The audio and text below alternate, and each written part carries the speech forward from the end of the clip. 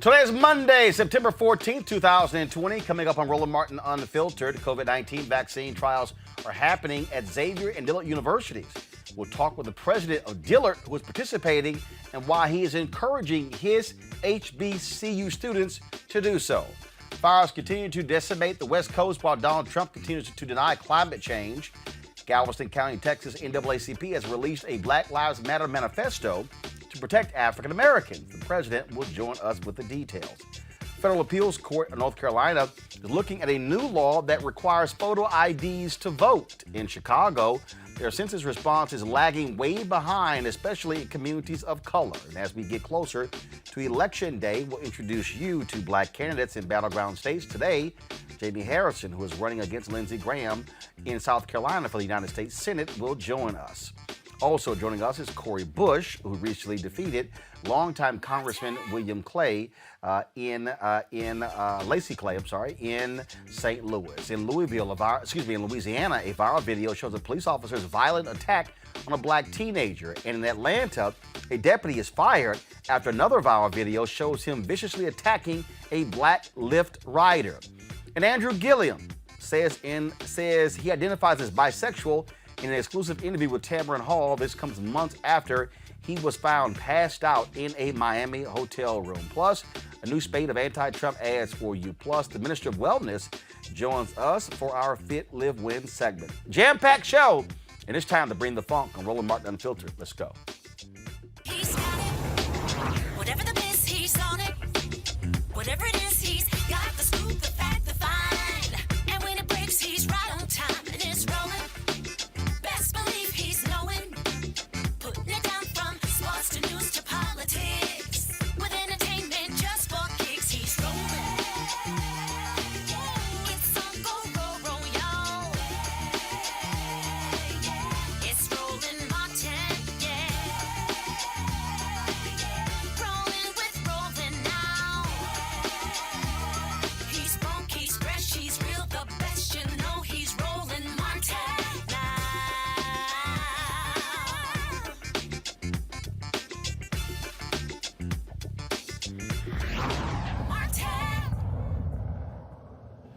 Dillard and Xavier universities are participating in COVID-19 vaccination trials. In a statement to their students, staff, and faculty, the presidents of both universities said, quote, "Our communities have been hit hard by the COVID-19 pandemic with harrowing consequences for the lives and health of our fellow citizens. Overcoming the virus will require the availability of vaccines effective for all peoples in our communities, especially our black and brown neighbors." Phase 3 vaccine trials have begun across the nation, including in New Orleans. It is of the utmost importance that a significant number of black and brown subjects participate so that the effectiveness of these vaccines be understood across the many diverse populations that comprise these United States. We, the presidents of Dillard and Xavier, are already participating in the Ochsner Medical System's current vaccine trial. As part of the study, we have received our injections and have been monitoring and reporting any symptoms and side effects. Upon our enrollment, we were fully informed and any possible risks that would exclude us from the study were disclosed. We are both well. We appeal to the students, faculty, staff, and alumni of Dillard, Xavier, and all our sibling institutions to consider participating in this trial or others being conducted. The people and communities we serve look to us as an example. Our participation in such studies will help find ways to better fight the pandemic. As presidents of HBCUs, we do recall unethical examples of medical research. We remember the Tuskegee syphilis study, which misused and caused harm to African Americans and other people of color, undermining that trust in health providers and caretakers. The letter is signed by C. Reynolds Verrett, the president of Xavier, and Walter Kimbrough, the president of Dillard University. President Kimbrough joins us right now on Roland Martin Unfiltered. Glad to have you here, sir. So first and foremost, what caused the two of you to come together and say, not only what must we participate, but we have to go public with this to get others to understand why we're doing it and encouraging our students to participate? Yeah, thanks, Roland, for having me on. So, like most people, I've been watching the news and hearing all these stories about how we have to have more people of color in the vaccine trials to make sure they work. And so the first time I heard the stories, I was telling my wife, I said, well, I think I want to do that. But then you go on about your day and do your normal thing. And then Dr. Verrett contacted me and said, hey, I'm in this study. Are you interested? I said, yeah, I'm interested. He said, then we could probably set an example and let people know we're participating and encourage people to think about doing it. And understanding that the vast majority of people are not going to be in a trial, which is fine. But to say that we're not just telling people this is something you should think about doing, but something that we are actually participating in to lead by example. And then just say, really think about it. And it's a serious decision for people because they're, as we mentioned in the letter, people are concerned about Tuskegee and a lot of the medical just immoral practices against people of color, particularly Black folks. So we wanted to say, hey, this is still important. We're a part of it. And if it's something that you want to do, think about it. Here's the contact information. So that's the way that we try to do that. Now, on that particular point, I mean, the reality is when we talk about these medical trials, historically, they have had low Black participation. And the reality is that has an impact on the outcomes of the drugs because the reality is that Black people and white people, Latinos, men and women respond differently to certain drugs. Exactly. So that was part of the conversation. Actually, so today I actually went for my second injection. As a part of the study, you either get portions of the vaccine, so it's not the whole vaccine, you get portions of it, or you get placebo, saline. So I have no idea which one I got. But I actually had a chance to meet the lead researcher. She's from Peru, and we had this robust conversation because I'm still learning about this. And she mentioned, like, for example, blood pressure medicine, that if they didn't have enough women in those studies, the medicine impacts women very differently. Same thing for lots of these other programs. If you have sickle cell, I have the sickle cell trait. So they want to know, how does that impact people who have sickle cell disease or have the trait? So it's very important because it's not a one size fits all. You just get a vaccine that's done and then you don't test it on anyone else. The example she gave today is that the HIV drug PrEP, one of the newer drugs has not been approved by the FDA to use on women because only 1% of the trials were done on women. And of course, women need to be able to use that drug as well in case they're having sex with someone who is positive and they don't know. So those are some of the things that is very important. So the more I learn about it, I understand the fears, but I'm realizing more that you have to have a diversity of people in the studies to make sure that that drug will work for you. It's interesting because there was someone who was on social media and they were saying, well, is he going to take the drug when it comes to take Trump's drug when it comes out? And I responded, and the person said, well, are you going to take it? I said, no, I'm going to do what I do, which is be a reporter. And I'm going to have Walter Kimbrough and the President Xavier on my show to actually walk people through this and explain this. And I get people who are saying this is Trump's vaccine. But the reality is more Black people have been dying from this than anybody else. And the reality is we have to have a vaccine when it comes to this if we're going to try to get back to normal, if you want to call that, in the future, which also means that Black people have to be participants in this. You just described the HIV drug. Bottom line is this: if you don't have people participating, you don't know how that drug impacts different people who are on different medicines. Right, exactly. I mean, you think about it. Who are the frontline workers? The frontline workers are Black folks. So I am not a frontline worker. I'm blessed to be able to have a job where I can do it from a distance. So for me, if this was something small that I could do to say, well, let me help and participate this way, because I know wrote in a piece, I was saying, we had a pipe that burst out in front of our house a couple of weeks ago. And I saw this group of 10 Black men from the city working out in front in close quarters for 5 hours with no PPE. So, I mean, those are the things that, so then it leads to a group, African Americans, who are disproportionately getting and dying from this disease because we have more of the comorbidities. So that becomes a problem. I was reading an article yesterday from New York Times that talked about how, you're going to have this greater disparity in terms of education. So our kids need to be in school. They're not in school. They're going to have the worst outcomes for that. So somebody's got to step up and say, yes, I'll volunteer to participate. If people don't want to, which I kept telling people by the letter says consider. It doesn't say you have to, you must, you should. It just says think about it. And so some of us have to think about it because we are disproportionately impacted. But you also take on head on this whole issue of the past, and that is whether you're talking about Tuskegee, whether you're talking about Henrietta Lacks, whether you're talking about, I mean, any number of things that have happened to African Americans. And there are people today. Look, there's a reason why a lot of black men won't even go to the doctor. They'll bring up Tuskegee. But that's also one of the reasons why black women actually get breast cancer at a lower rate than white women, but die faster. Same thing when it comes to African Americans, when it comes to other diseases. And the reality is we are being impacted by these health crises, and we have to be participants when it comes to these trials. Right. Yeah, exactly. I mean, you just think about it recently. We all mourned the tragic death of Chadwick Boseman, prostate cancer, which is, really increasing in black men. We're disproportionately impacted.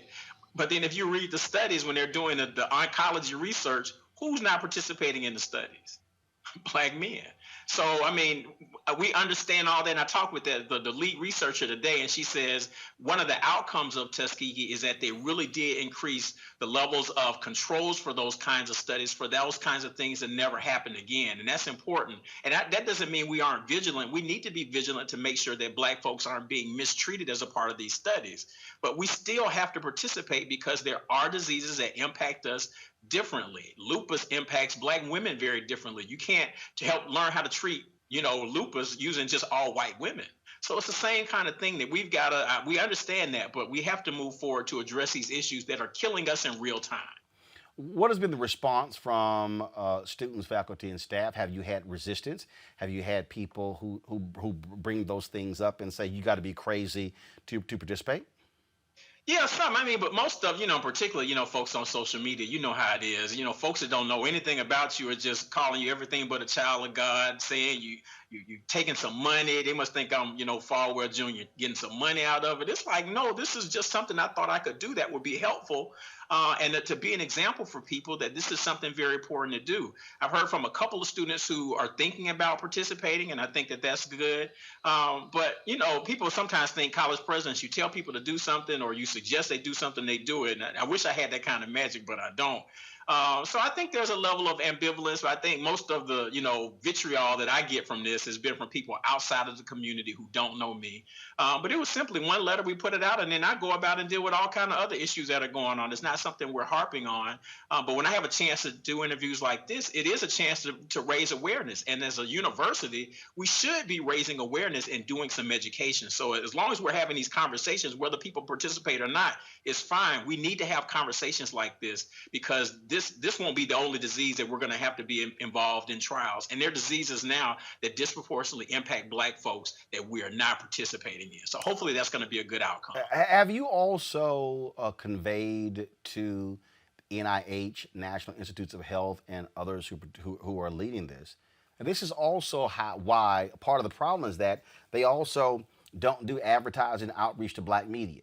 And then having their experts on walking people through these things, because this is not the first time that this has come up. There have been other examples where things have taken place where folks did not bring up, folks did not have participation, and the thing is, a lot of black folks had no idea. And so when you don't reach out to African Americans, when you're not frankly communicating or advertising that you need black participants, this is what happens. Look, the average black person walking around has no idea where in the hell I go to apply for a clinical trial. Right. No, exactly. And I think what's happening as a part of this is that you're starting to see some of those major agencies start to do some funding. The presidents of the 4 HBCU medical schools did an op-ed last week that says we're going to be involved in this work. And you've got to have trusted people who are living and working in these communities to do this kind of work. So the medical community, I think, has been negligent in the past. We haven't worked with black media. We haven't worked with established black pillar organizations to try to address these issues. And so I think with the severity of the COVID crisis, and I think we're now getting more Black researchers involved. I mean, the president of Meharry Medical College is an immunologist. He studies these things. He's able to speak to it at a level that someone like me can't speak to. But I think it's very important to have those voices, and so they're getting out there and having these conversations. So hopefully this is a learning curve for everybody to say we just can't, which I think as Black folks, we have to demand that, we get the same kind of information so that we can make good decisions to help take care of our health. So I think you're exactly right. All right, Dillard University President Walter Kimbrough. Always good to see Alphas always leading. Appreciate it. Yes, sir. Yes, sir. All right, thank you so very much, sir. Thanks a lot. All right, I want to bring my panel right now to talk about this. Because it's really important. Dr. Avis Jones-DeWeaver, she, of course, political analyst, Joseph Pignon, Republican strategist and political commentator, Mustafa Santiago Ali, PhD, former senior advisor for environmental justice, EPA. Avis, look, I get Black folks bring up all kind of stuff, scared, we shouldn't. But when you start breaking these things down and you see how drugs also impact folks in different ways, we gotta be there, which also means we have to trust those institutions, which is why we got to see more Black scientists involved. One of the top experts at the NIH when it comes to this vaccine is a sister who's been out there as well. And this is look, numbers don't lie. Black people, the data shows Black people trust Black doctors more than anybody else, and this is why I think having two HBCU presidents hit the lead on this is really important. Yeah, this is honestly, generally speaking, I completely agree with everything that you are saying. I do believe it's important that Black people participate in drug trials. I personally have participated in a drug trial before. So I know what it's like. I know what it's required. And I thought it was important that there was Black women included among the participants. And that's why I did it. However, I have to say that I don't trust this administration. And we have seen recent evidence. I mean, I don't think it's been 48 hours since the last news cycle showed that there was undue pressure by the Trump administration to get the CDC to shift their recommendations so it could be in line with the statements of this president. That said, there is zero trust right now. And I believe that's understandable given the history of this administration and all of the misinformation and just plain lies that we have been flooded with as a people. That said, I have to be perfectly honest with you, perfectly honest. I have a son who just graduated from an HBCU. I have another son who is a senior in high school right now, and perhaps in another year he'll be at an HBCU. And I would tell you that under this administration, I wouldn't want him anywhere near any medical trials. But that's the thing, Mustafa, the reality is this here, okay? There are people who are in the administration who are bureaucrats, who are about the science, who are about the facts. You have your political appointees who are doing their deal. But the reality is this here. Black people are dying from COVID-19. And we simply cannot afford not to be a part of clinical trials to understand how a vaccine could impact us. But this is also why, when you're the federal government, this is why you have places like Xavier and you have Meharry and you have Morehouse School of Medicine, why they should be partners in these things with North Carolina A&T and others. That way, people are trusting people that they know or partners that they are aware of. Yeah, we have to have trusted institutions. And we also have to have the investments inside those trusted institutions so that they can continue to expand and grow and be in a number of different trials. And we also got to make sure that we're getting the benefits out of those partnerships. There are 6 major steps that are part of most vaccine trials. And there are huge sets of opportunities for Black folks to be a part of that. But, unfortunately, we just don't have those opportunities, those positions that help with the transparency that's so necessary. I totally get what Avis is saying and the concerns that she has. But we all know the reality is that we are dying disproportionately. African Americans and Latinx and some indigenous folks So we just got to make sure that there's real clarity and transparency, so that folks have some comfort in taking the vaccine. Because the reality of the situation is, if not enough people take the vaccine after we know that it works, then you'll never have that herd immunity that you hear so many people talking about. And then, we got a whole new set of situations that we'll have to deal with if we can't get enough folks taking the vaccine that is effective. Robert. Sorry, Joseph. My bad, Joseph. Oh, sorry. I'm sorry. I'm sitting here. Look, I'm sitting here reading next item here. Go ahead, Joseph. Yeah, no, I mean, I think the hard truth is that, we're dealing with these dueling imperatives, in many ways conflicting imperatives. One is a desire to keep Black people safe, and also one is a desire for Black people to stay alive. And that seems like a distinction without a difference, but I think it's a distinction with a major difference. I'm listening to, obviously mothers, I think, all across this country who would have a deep distrust for the Trump administration. I think that's permeated the communities of color. And I think that that's probably why, whether we're talking about a vaccine trial, whether we're talking about even the response to the census that is down precipitously, which I think we're going to talk about later in the show. I mean, all of these things are endemic of a lack of trust. And so I think that we are duty bound to recognize where that fear comes from. But at the same time, to your point, Roland, to get people to understand that you have to be at the table. In places, in things of this magnitude, the stakes are too high. It's Black people doing the dying.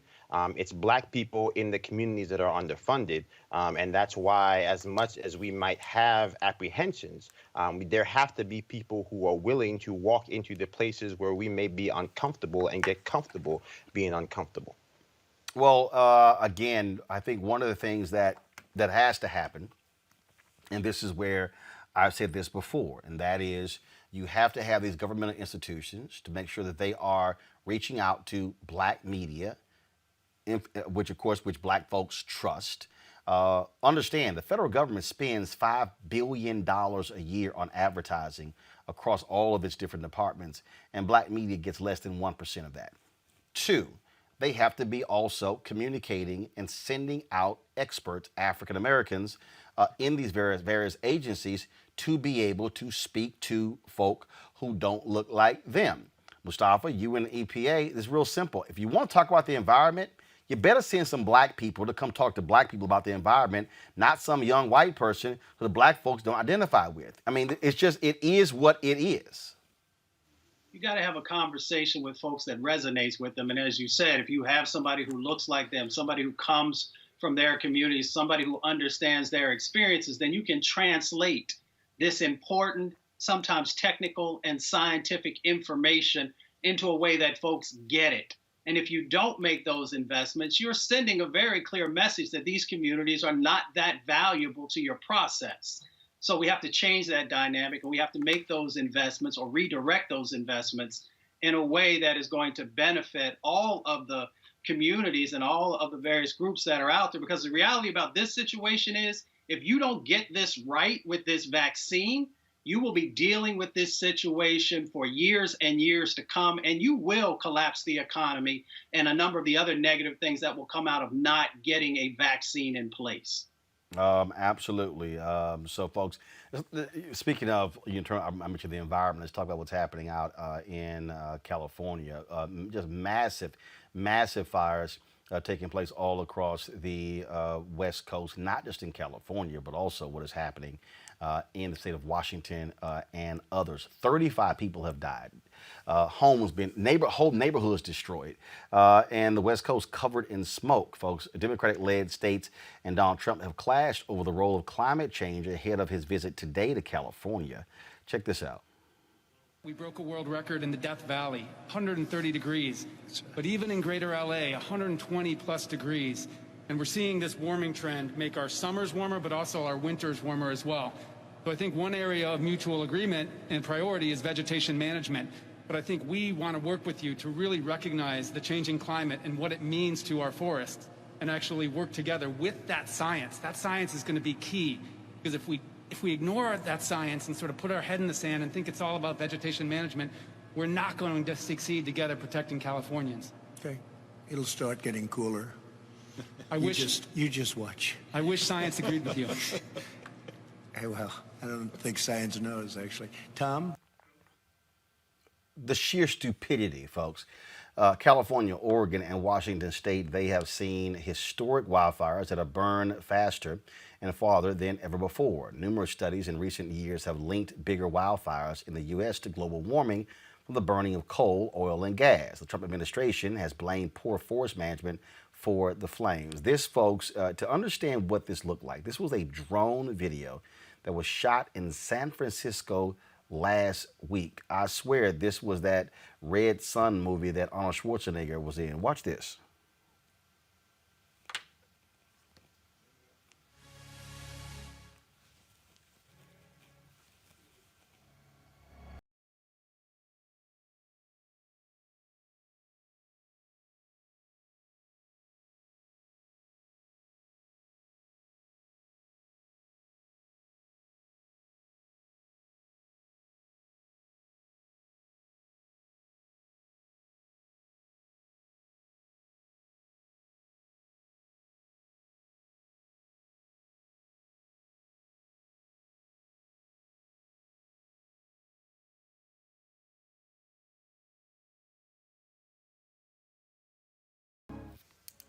Mustafa, that wasn't doctored video. That wasn't color corrected. I mean, that was actually what it looked like. I mean, how stupid can Donald Trump be to sit there? Well, I don't think the scientists know. You damn sure don't know.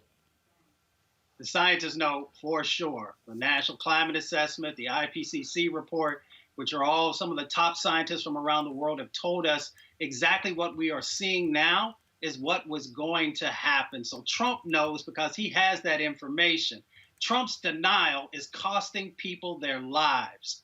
And that's the most seriousness of this conversation. When you see those orange skies in the daytime, that was a picture in the daytime.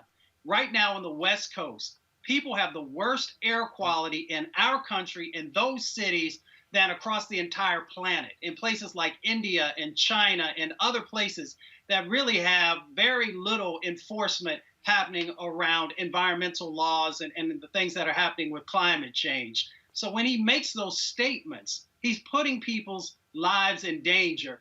You know, when they said that he was actually going to go to California, I was thinking him visiting California is almost like a thief returning to the scene of the crime, because he knows by rolling back or weakening over 100 environmental protections, he is therefore putting more air pollution, warming up our planet, you know, causing temperatures to rise, creating more intensity in the droughts that are driving these wildfires. And they're stripping away people's homes and their wealth and their lives. And places as far away as some of the shots that were shown there, you know, the air pollution is so bad that those people who have these chronic medical conditions from exposures, now they're also more vulnerable to both getting COVID-19 and dying from COVID-19. So his denial continues to play out in this vicious circle of people losing their lives. Robert, here's a tweet someone posted 2 days ago. I'm sorry, Joseph. I keep reading this story. Vancouver is covered with a blanket of hazy smoke from the forest fires in northern Washington state. Guys, go to my iPad, please. You can actually feel the smoke in your lungs and eyes when you walk outside. And you got this idiot who's sitting there like, it's no big deal.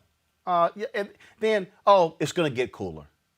I know you just said it was 130, but it's going to get cooler.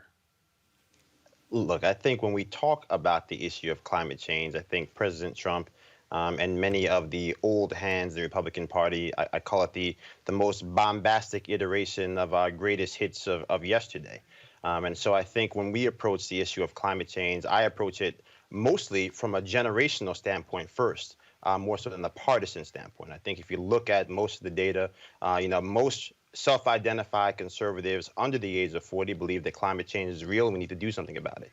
And so I think the impetus for us now is that for people who care about climate change to start voting on the issue of climate change. Now, obviously, that's not going to happen in 2020, and when we're talking about all things President Trump, for good reasons and for bad reasons. But I think that as we look for a pathway forward, there certainly has to be a way for us to coalesce around the fact that this should not be a partisan issue. This is a human issue, really an existential threat to humanity in and of itself. And so we have to start talking about what are the solutions that are going to allow us to arrive at the outcomes that we all know need to be done, which is a precipitous decrease in carbon emissions. What are going to be the energy sources that allow us to deal with the robust energy needs of a 21st century world, but at the same time still hitting those carbon reduction benchmarks? Is that putting a price on carbon? Are we talking about putting nuclear back on the table as the only major robust energy source that can be with zero carbon emissions, and dealing with that as a frank conversation? I think all of these things are part of the tools that we need to be leveraging if we're going to have a conversation. Obviously, President Trump does not want to participate in that conversation, and in many ways has impeded that conversation. But I think we have to also understand that we've been headed in the wrong direction for a long time, and administration after administration and politician after politician has ignored this issue when they've had the opportunity to act, because quite frankly, unfortunately, when it comes down to election time, this is not the issue that gets tossed around the kitchen table, but perhaps we need to change that, because otherwise we'll be heading nowhere fast. Look, you're dealing with people who are beyond idiots, Avis, and there's no other way to describe Donald Trump. They have gutted the EPA, they have gutted Commerce, they've gutted these agencies. They don't give a damn about air quality. It's like whatever big business wants, and that's pretty much what you're dealing with here. It's exactly what you're dealing with. And, when I hear him say it'll get cooler, it kind of reminds me of him saying it'll just disappear. It kind of reminds me of saying, just inject yourself with bleach. I mean, here is someone who specifically not only denies science, and I believe he knows the truth. Just like Mustafa said, I believe he knows the truth, just like he knew the truth about COVID, but he has a different agenda, and he doesn't care. Here's the main thing that we need to realize, you all. He does not care that over 30 people have died from this fire alone. He doesn't care how many more will die. He doesn't care how many times this will happen, because he doesn't perceive people in California as people he should care about. He doesn't perceive people in Washington and Oregon either, apparently, as people he should care about. And this is the problem when you have a fact-free presidency. That's why people don't trust him. That's why people don't trust a thing out of his mouth. Because just like COVID, this literally is a life and death situation. And instead of taking it seriously and acting like an adult and actually listening to scientists, people who have studied this for decades to guide him in a direction that could save countless lives, he wants to be there and act cute, crack jokes, and once again, rely on idiocy rather than on facts. And that's something that none of us can really deal with if we want to be able to survive the real reality of climate change today and moving forward. Absolutely. All right, folks, hold tight 1 second. When we come back, we'll talk to Cori Bush, who upset longtime congressman in St. Louis. She's next right here on Roland Martin Unfiltered. You want to check out Roland Martin Unfiltered? YouTube.com/Roland S. Martin. And subscribe to our YouTube channel. There's only one daily digital show out here that keeps it black and keep it real. It's Roland Martin Unfiltered. See that name right there?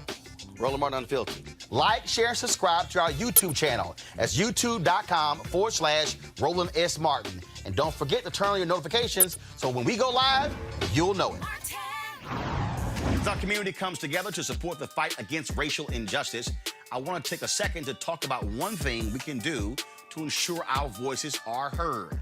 Not tomorrow, but now. Have your voices heard in terms of what kind of future we want by taking the 2020 census today at 2020census.gov? Now, folks, let me help you out. The census is a count of everyone living in the country. It happens once every 10 years. It is mandated by the U.S. Constitution. The thing that's important is that the census informs funding, billions of dollars, how they are spent in our communities every single year. I grew up in Clinton Park in Houston, Texas, and we wanted new parks and roads and a senior citizen center. Well, the census helps inform all of that and where funding goes. It also determines how many seats your state will get in the U.S. House of Representatives. Young black men and young children of color are historically undercounted, which means a potential loss of funding for services that helps our community. Folks, we have the power to change that. We have the power to help determine where hundreds of billions in federal funding go each year for the next 10 years. Funding that can impact our community, our neighborhoods, and our families and friends. Folks, responses are 100% confidential and can't be shared with your landlord, law enforcement, or any government agency. So please, take the 2020 census today. Shape your future. Start at 2020census.gov. All right, folks, the election, 50 days away, 50 days away. Lots of things are taking place. We have, of course, candidates who are running on the local, state, and federal level. Our goal has been to encourage you to vote, encourage you to sign up. One of the things we've been trying to get folks to do is go to vote.org to double check your registration. That's critically important because a lot of people don't even realize they've been purged.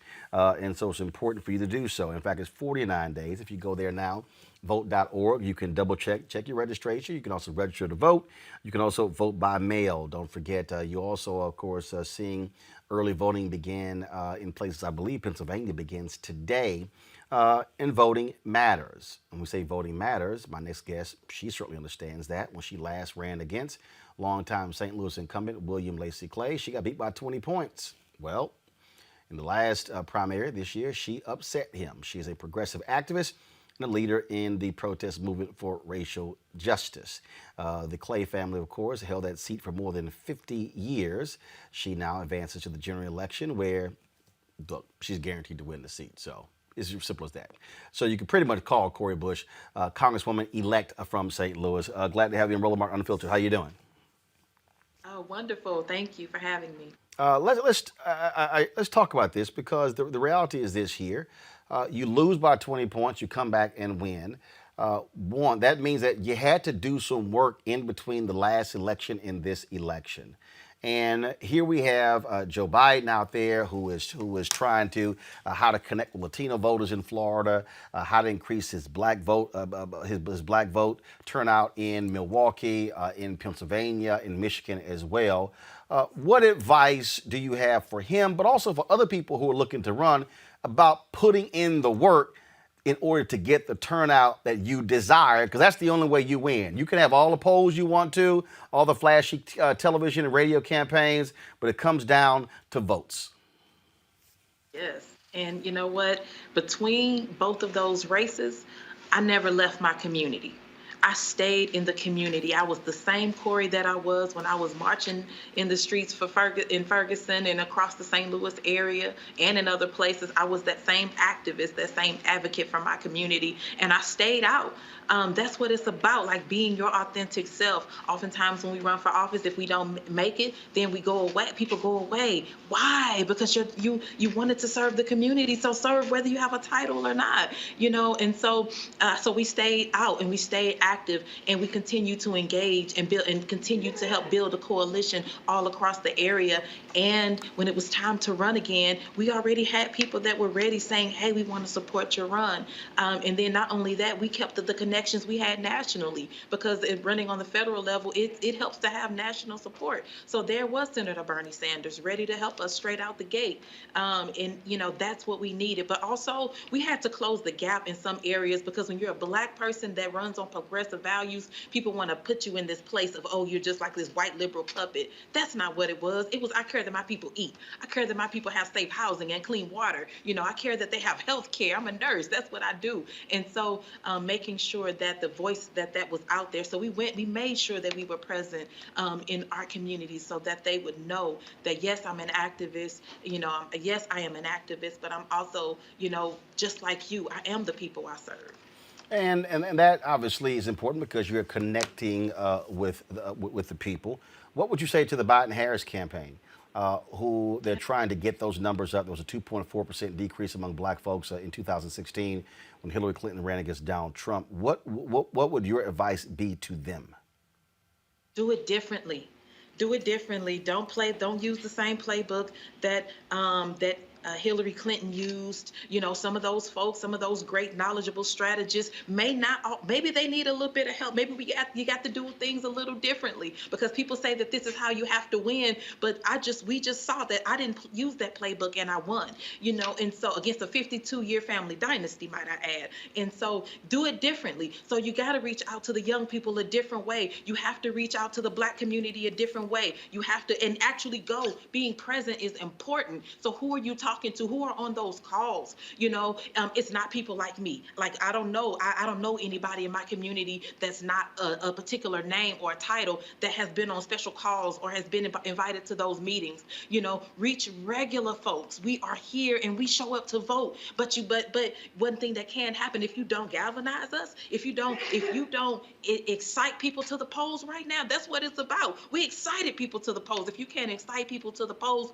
we're going to miss it. And so then when you have people like us who have a voice, folks that can rally people, like, you know what, like, I'm excitable. You know, when you can get folks like us, quit looking at the title that comes with, oh, she's a progressive, oh, this is a that, and this is a that. Bump that. Support the people that you know can rally other people. Put them out there, make them the face, and help win this thing.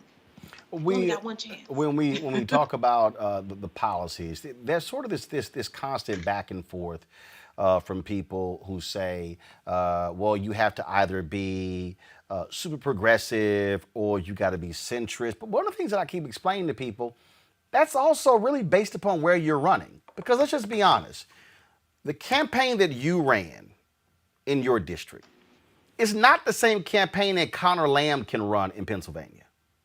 It's not the same one that Sanford Bishop can run in Georgia.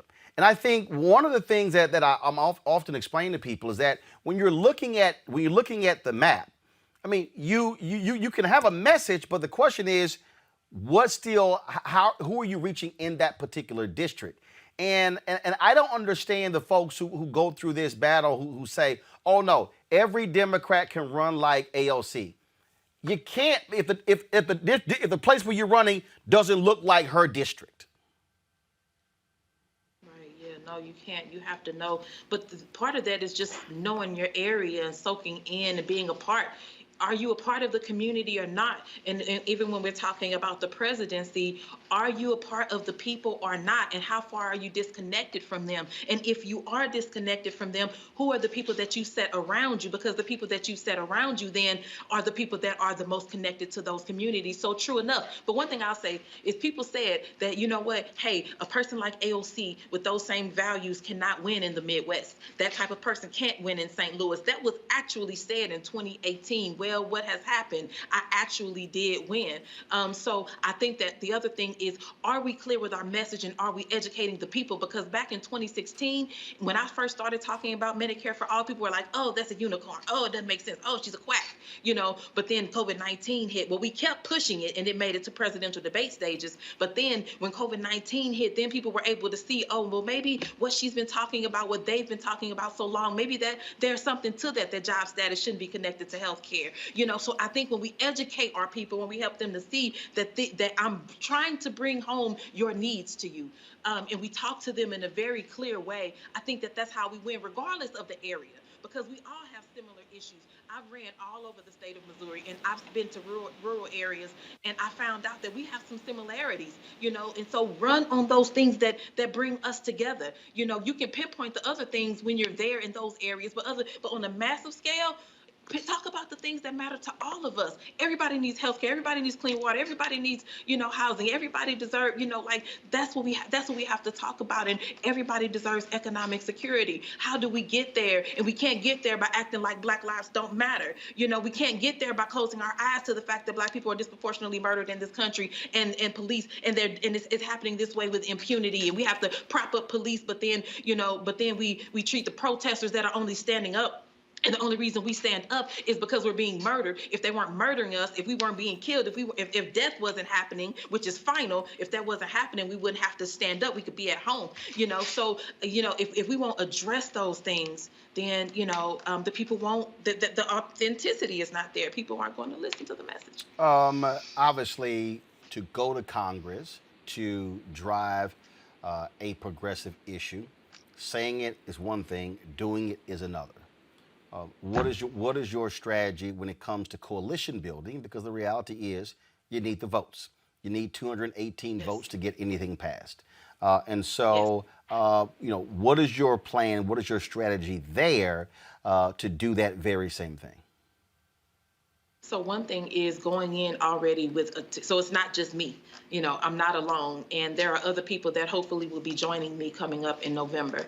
And so that's one thing, plus working with the people that are already there. One thing that I have been able to do is be a coalition builder. Just here in St. Louis, such a segregated, divided city, much like so many other cities around this country, but being able to bridge those gaps by being exposed to one another, by talking with people. I'll say this, and I know that it might necessarily touch on exactly what you're talking about, but I went to an area of Missouri where I was told that I couldn't go, that it's a sundown town, and if she comes, she may not make it out. I went anyway, and I spoke in that at that event. And this white woman came up to me afterwards, and she grabbed me by the hand, and she did this to me. And I said, "What are you doing?" And she said, "I just wanted to see if it rubs off." It was the ignorance that she had, but being exposed to one another, she saw something different. That's the same thing. And I didn't get upset. I didn't treat her differently because of that. I understood my purpose. My purpose was to show something different, but to be clear in my message and to not waver in that, but to be clear in my message and to understand how we can make this work together. So that's the same plan I'm going to take there. I'm not going against people. I'm not walking in the door saying, "Oh, I don't like this person. I don't like her. She did this to me."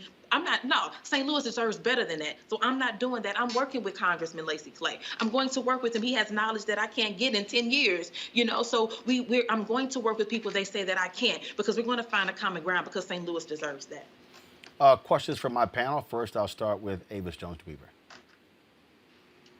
Hello, Congresswoman to be. I'm going to follow up on the question that Roland just stated, because I think your answer to that was excellent. And I really want the Biden-Harris campaign to hear you with regards to how to reach the Black community, which is, I would argue, the critical constituency when we maximize our vote in several swing states.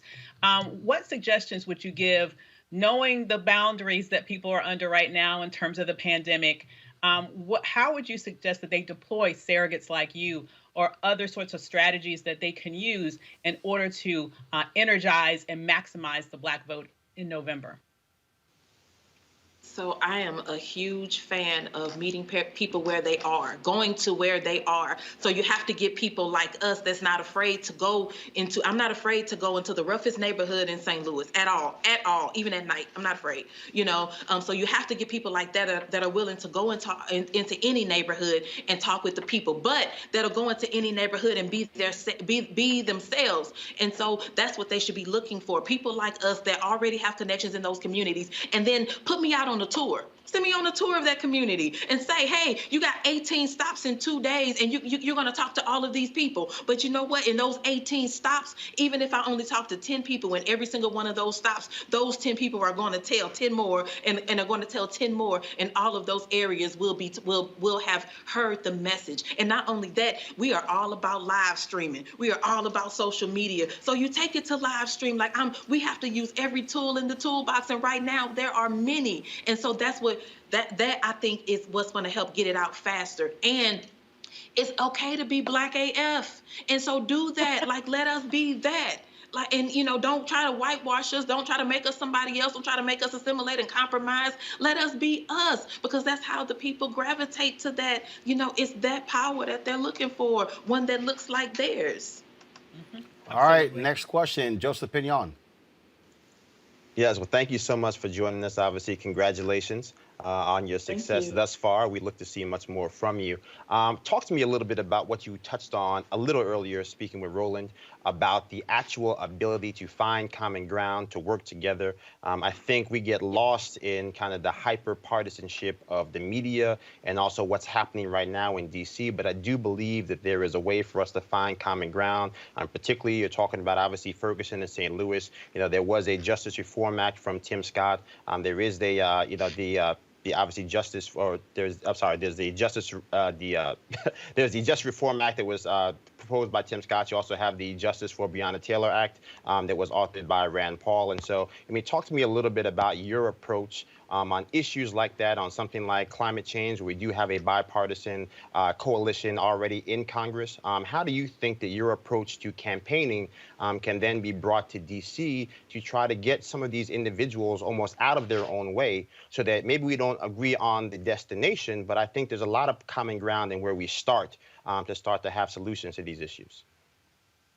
I think because, one thing that I used in my campaign was my own lived experience.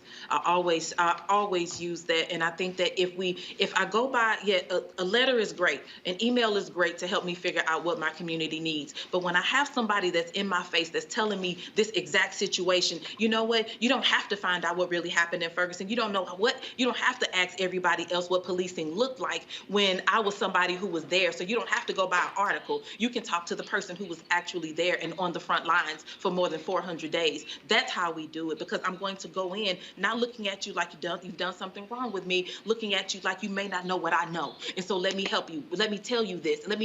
So I'm going to share this with you along the lines of whether it's when I was unhoused, living out of my car. I can share with you what that was like when I'm a survivor of domestic assault, a survivor of domestic violence. I can tell you what that was like running from my partner that had the gun pointed at me. I can tell you what that's like. I can tell you about the day that the police brutalized me and my face was in the ground, in the pavement. I can tell you what that's like. That's the thing that I'm going to bring to the table. It's my own lived experience, so that they can see things differently, and that gives them another scope. Because this is the thing. We can see that, okay, this is where we need to end up. But if you don't know all the holes that are in the way to get there, then you miss it. So that's what I hope to bring to the table. Mustafa. Congresswoman-elect, thank you for your support of environmental justice. Thank you for your support of the Green New Deal. Then my question for you is, often we will elect someone and then we remove ourselves from the situation. What do you need from Black folks from your district and Black folks across this country to help you to be successful?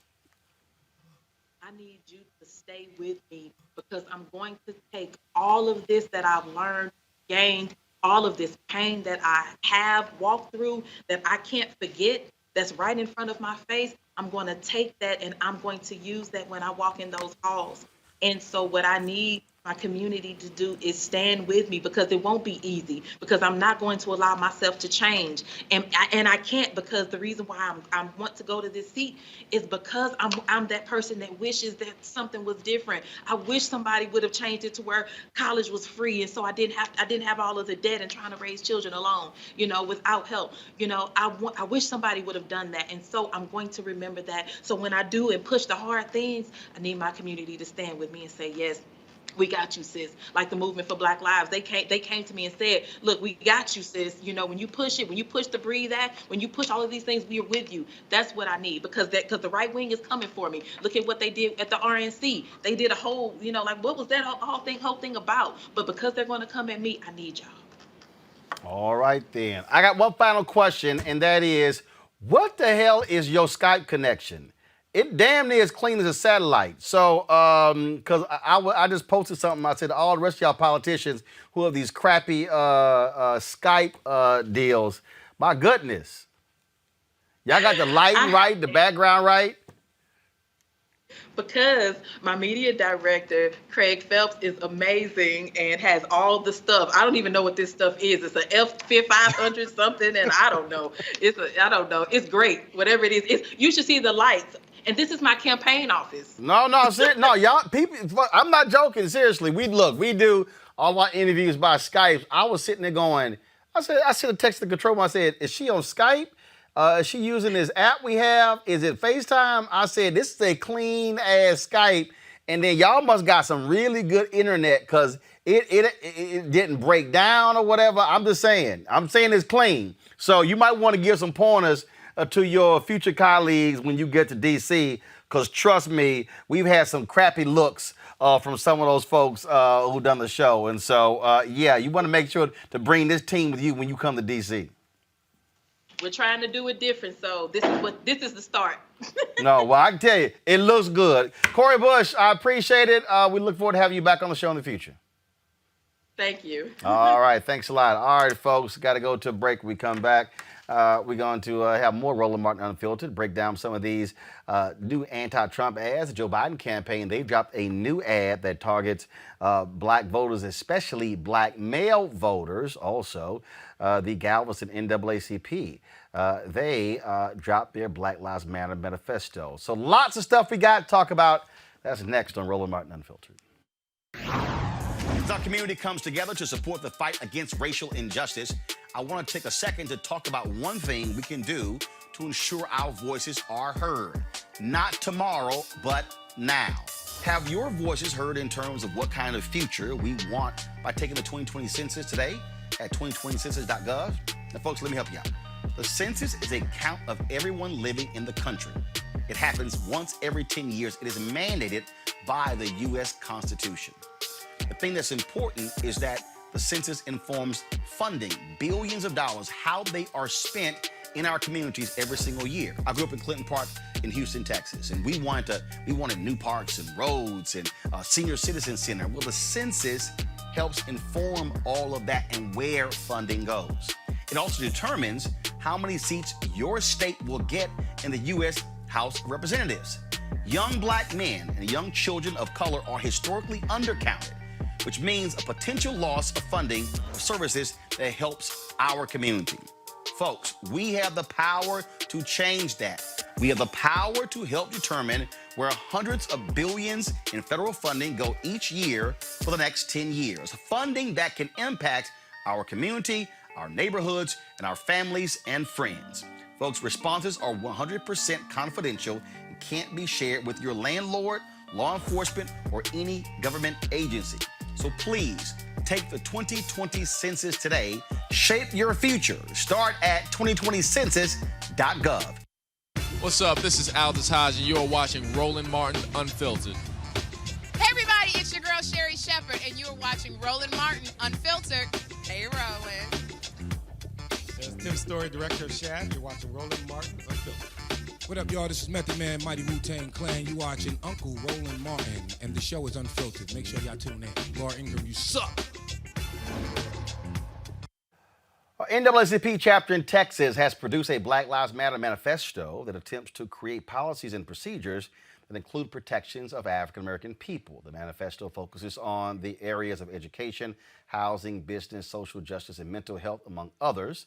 We're going to talk with them about that very issue. But first, I want to go back to my panel to speak about Black Lives Matter. You have polling data that comes out that's showing a drop in support for Black Lives Matter. You have Donald Trump, who is attacking the Biden campaign. You see them attacking, saying Democratic cities, what they're doing in terms of supporting what they say rioters and looters.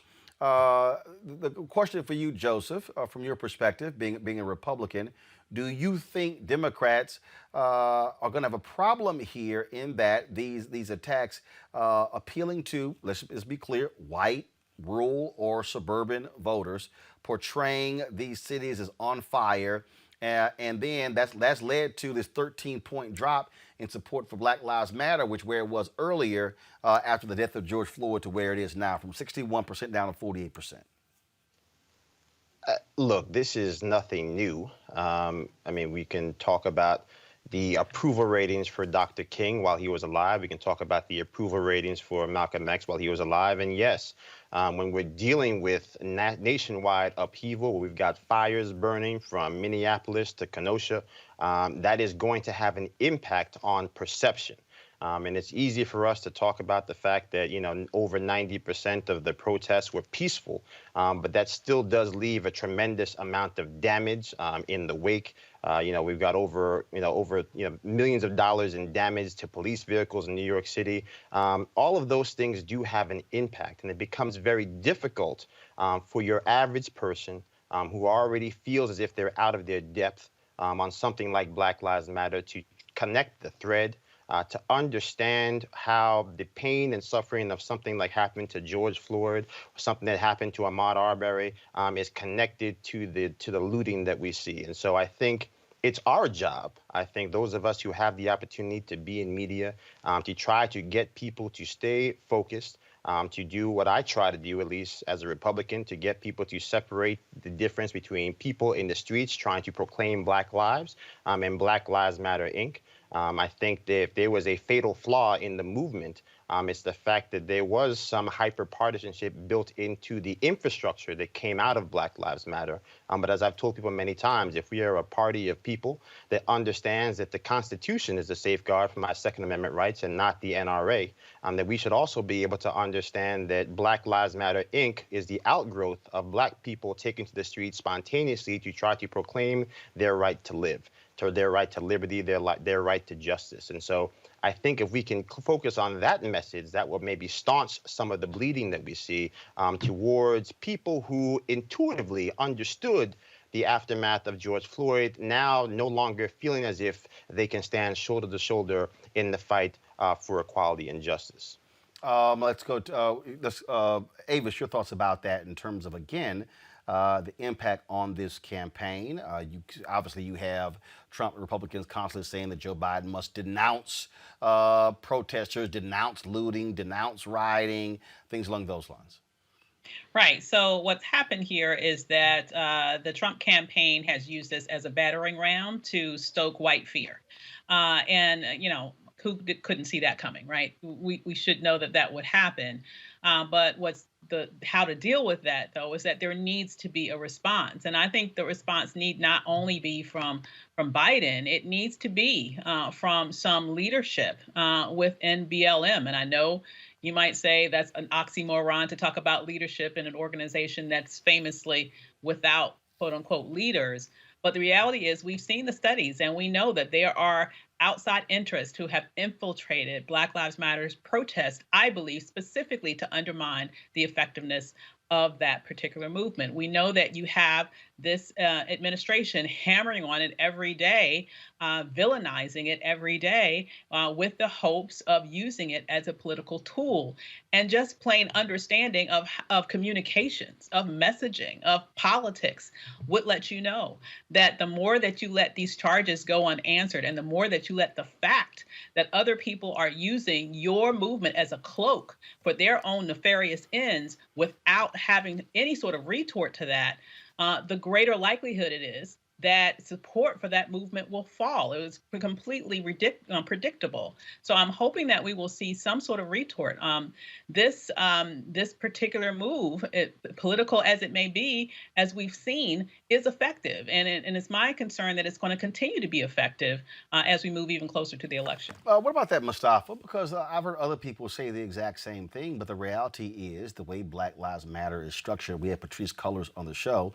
And it took a lot of explaining to get people to understand, like, what's the difference between the Black Lives Matter global network and then the movement for Black Lives. You have this whole decentralized organization, and you haven't seen that. And I've had other people who reached out and they said that they're not going to issue that kind of statement or denounce it, because you've got others who say, you know what, allow them to do what they do. And so do you think that that's an issue that BLM should make some kind of statement? Because, I've been sort of raising the whole point, because like we had the brother from Kenosha. My biggest thing is, who are these white folks? It's like, and then when he said, hey, our protests have been different from their protests there, then I'm kind of like, okay, well, who the hell are these people? And then the same thing in Portland. So you got people who are so-called protesting in your name, but are they legitimate? You got to have consistency of messaging, and you've got to. I mean, Amos hit it on the head. When you don't have the right types of messaging that help folks to understand who you are, what you stand for, and there's consistency in that, then you will have outside folks who will continue to reframe the narrative. And when you don't have the resources dedicated to make that happen, folks are just now understanding, even though many of us understood, the value of what CAP was doing. The exact same thing now with Black Lives Matter. If you don't have that messaging that's happening to continually educate folks, to keep folks grounded in the reality of the positive changes you are trying to make, then it will be co-opted. And if you don't have shows that are willing to continue to talk about it like you do on this show, then you're also going to lose the opportunity to make sure that people understand exactly what you stand for and exactly what your message is. Joining us right now is Kimberly Jansen. She is president of the Dickinson Bay Area NAACP, located in the Galveston, Houston area. Glad to have you here, Kimberly. So, Kimberly, this manifesto, exactly what is it? How does it differ from the actual agenda or points put out by the official Black Lives Matter organization? Well, I believe our manifesto is customized for our county. The amazing thing about the Black Lives Matter is that it is decentralized. And it's so decentralized that it can be customized to fit the brand of racism for different areas. In Galveston County, you're from Houston, we have our own brand of racism here. So our manifesto is to make people aware of what's happening in the area of housing in Galveston County, the area of education, and the area of criminal justice. And so we're hoping that this framework, this manifesto, would be a model for other similar sized cities in America. As we know, a lot of the Republicans have determined that, hey, we're not going to win the Democratic big cities.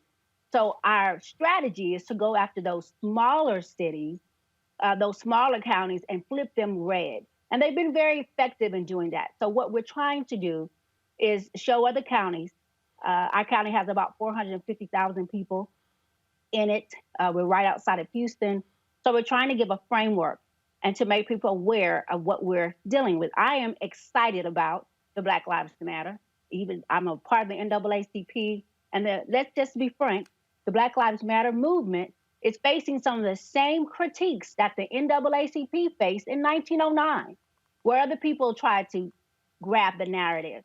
But I'm excited because they're young, they're tired of the same way of doing things, and they're doing it different. And so we're grabbing hold of that, and we're running with that, Roland. We had a 250-person march down the streets of Dickinson 2 weeks ago. A week later, we came out with our manifesto, and we're about to do a live town hall meeting on September 28th to give articulation to what is happening in our county. So, and moving forward with that, you are defining it in a certain way. And obviously, you're running the NAACP chapter there, which means that your chapter is involved with that. We've seen some friction here. So, for instance, when they had the protest in Portland, the Portland NAACP leader was very vocal against the sort of actions they saw that were supposedly being done in the name of Black Lives Matter. So is it also important for you to control the messaging, to control the narrative, and then control the agenda? And then not have folks from other places somehow come in and then they're doing whatever in the name of your effort? They will try to do that. And I do believe that they've done that with the NAACP and tried to dog us in our name. That is not new. That is something that has happened with different groups. Is that a concern? Yes. I'm an American history teacher. I'm very concerned about our democracy being and our narrative being hijacked. However, if we continue to get the message out, because right now, the NAACP is not garnering headlines. The Black Lives Matter movement is. And when you say Black Lives Matter, everyone's heads turns to listen. We have a captivating audience, and I think it's time we take advantage of that. There will always be people who try to take our narrative and say it the way they want to say it. They've been doing that. Our issue here in the area is trying to get rid of the Confederate statue. And I had one of my white friends say, well, it's never been a problem before. It's always been a problem in the past. You never listen. Now you're listening. So I think that's something that in our movement, we're always going to have to be faced with someone hijacking our narrative. But right now, they've got some momentum. They've got the brand. Let's go with it and get some change done. And that's what we're doing at the NAACP. All right, then. Well, we certainly appreciate you joining us. Thank you so very much. And good luck with it. Thank you. All right, folks. Now, I told you when it came to the election, let's talk election. The Federal Appeals Court is trying to determine how to deal with North Carolina's history of discriminatory voting restrictions while examining the state's latest election law that requires voters to present photo IDs before casting ballots. The new photo ID provision has been blocked by federal and state judges and will not apply in the November election. Now, officials in the swing state began mailing absentee ballots last week, actually Friday before last. Ahead of oral arguments before the U.S. Court of Appeals for the Fourth Circuit, Governor Roy Cooper urged the judges to prevent the measure, known as SB 824, from taking effect over objections from Republican lawmakers. Joseph, I want to start with you here. Republicans in North Carolina have been doing everything they can to frankly suppress the vote. This is the latest move. And in fact, they've been so dastardly that when Roy Cooper won as governor, they stripped many of his powers. They tried to actually strip power from the state Supreme Court because Democrats now have a 4-3 edge. I think it's now 5-2, and give it to the lower court. I mean, they've tried all kinds of different things there to maintain, to hold power. Yeah, I mean, I think the reality is that power concedes nothing without a demand. And I think that at the end of the day, I mean, we have to remember, I think, that at some point we just have to dispense with the game. You have two multi-million-dollar entities, the RNC and the DNC, who are trying to win elections. And the RNC has decided, the powers that be, that they cannot win elections when black people are voting in mass. I mean, black people are what we refer to as a captured constituency. That means basically every vote that goes, that happens from a black person typically goes to a Democrat. And so I think in a choice between fighting for black votes and a choice between showing that there is consistency in what conservatives believe in and the needs of black people, there are those who think it is easier to try to win more and more elections with smaller and smaller vote totals. And so I think that is the unfortunate truth that we just have to confront. But I think at the end of the day, I think we just have to understand that people will stop pandering to racists when pandering to racists stops winning elections. And I think that there are ways for us as a community to begin to do that work. Part of that work is what we see happening in the streets right now. But another part of that work is also figuring out how to effectively leverage political power. Because again, this notion that we are going to load up all of our eggs on one side of the basket, respectfully, hasn't worked. And those who say that there are no alternatives, the reality is we haven't attempted any alternatives because those same Republicans that are engaged in this type of behavior, they all have to vote in primaries. And you're talking about places like North Carolina, places like Georgia, places like Mississippi. These are all places where black people make up a precipitous number of the voting electorate. These are all places where black people, if they chose, could get rid of those Republican elected officials if we engage in a different and possibly bipartisan manner as how we leverage power on a day-to-day basis. And of course, we saw in Florida, go to my iPad, where the 11th court ruled that folks there have to pay back all fines and penalties before they gain their right to vote back after Republicans passed a law after Amendment 4, which took 10 years, was approved by the voters in the ballot initiative to change the state constitution. Republicans moved real quickly to try to change that. That's what you're up against. All right, folks, speaking of these Republicans and their challenges, in South Carolina, Jaime Harrison is in a dogfight with longtime Senator Lindsey Graham to represent that state in the United States Senate. That race is neck and neck, and Jaime Harrison joins us right now on Roland Martin Unfiltered. Jaime, it's kind of, first of all, glad to have you back. Well, it's good seeing you. Go right ahead. I can't hear you. Go ahead again. I said it's good seeing you. Can you hear me? Yes, sir. Now I can hear you. Sorry, that was a microphone that was open. Now I can hear you. I've been sort of laughing because your opponent, Lindsey Graham, who has done everything he could to kiss Donald Trump's butt, Now he is trying to hit you on your taxes. This was a video that his folks put out a little bit earlier. Folks, play this. I've released 11 years of my tax returns. Where are your tax returns? How did you make your money? So, he had nothing to say about Donald Trump's taxes. Now all of a sudden he cares about taxes? Roland, I mean, it really is funny, man. And it's sort of sad to see this man who's been in Washington, D.C. for 25 years just become so desperate. But he's seeing what we're seeing on the ground, but he's also seeing what we're seeing in the polls. He's about to lose his job. And he's trying everything that he can right now to throw at the wall in order to try to make some traction. But ultimately, it's this. This is a grassroots movement that we've been building here in South Carolina for almost 2 years because we've been focused on the issues that people care about. This is a guy who said, over our dead bodies will we allow an extension of the unemployment benefits. And we have 750,000 people who have filed for unemployment here in South Carolina. This is the month where they're getting their kids ready to go back to school. So they need school supplies. They have to, 400,000 of those folks have to pay for their own health care now because they lost their health care and they're now on COBRA. And so he's just been disconnected. He's detached. And right now it's coming back to roost because the people are saying through the polls, through the fundraising, that what he's been selling for 25 plus years, they don't want it anymore. One of the things that also that is interesting is that we've run the ad before. I mean, Lindsey Graham was extremely critical of Donald Trump in 2016. I mean, called him a quack, talked about him being a racist, saying that electing him would be the end of the Republican Party.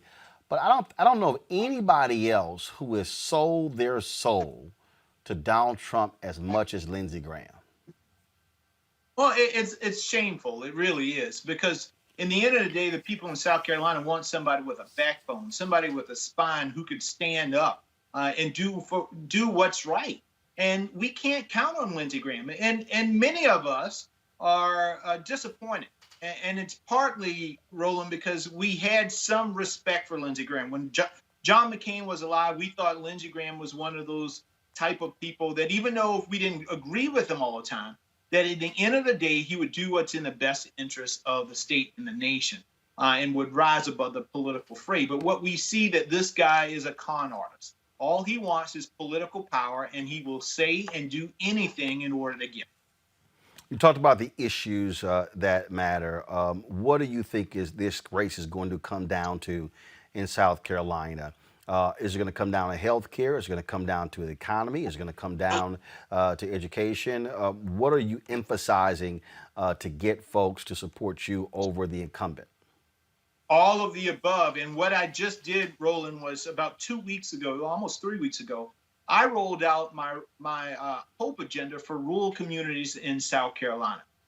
In essence, it's a 5-part plan looking at healthcare, education, economic opportunities, infrastructure, and also it included a Farmers' Bill of Rights. Because when you look at South Carolina, she's at the top of all of the bad lists and at the bottom of all the good lists. And part of that reason is because our rural communities, and rural in South Carolina is just as diverse as urban. But our rural communities are in desperate need to be rebuilt and be revitalized. And so in this plan, we have all kinds of things. A new game plan for historically Black colleges and universities. We create on the campuses there what I call rural centers of excellence, where we match up these communities with our HBCUs, and we allow those HBCUs to do technical assistance to those rural communities to help the mayors and the county administrators with understand grants, federal grants, and all of these different things. And so we're really, really excited about it. And it addresses an issue in an area that nobody other than Jim Clyburn has really paid much attention to for the past 20 or 30 years. And so healthcare in particular is the number one of those issues. But we're about focusing our efforts on rebuilding and revitalizing rural communities here in South Carolina, and that will lift all boats. For years, African Americans like Reverend Jesse Jackson Sr. have talked about the voting power of black folks in South Carolina, how you have a number of African Americans who are not on the voting rolls, a number of African Americans who are not registered, who are not using their power. And so how are you really reaching those folks to get them to understand that your vote sitting at home is simply a wasted vote? And so what kind of campaign, man? Obviously, you're going to need votes of whites in North South Carolina and others, but you're going to need a massive black turnout if you're going to beat Lindsey Graham. Yeah, amen to that. And we are trying our very best to do everything that we can, Roland, to get into the African American communities. Now, the coronavirus complicates things. So some of the things that we would normally do, we can't do right now. You know, all of the various gatherings or what have you. But what we are trying to do is an all of the above approach.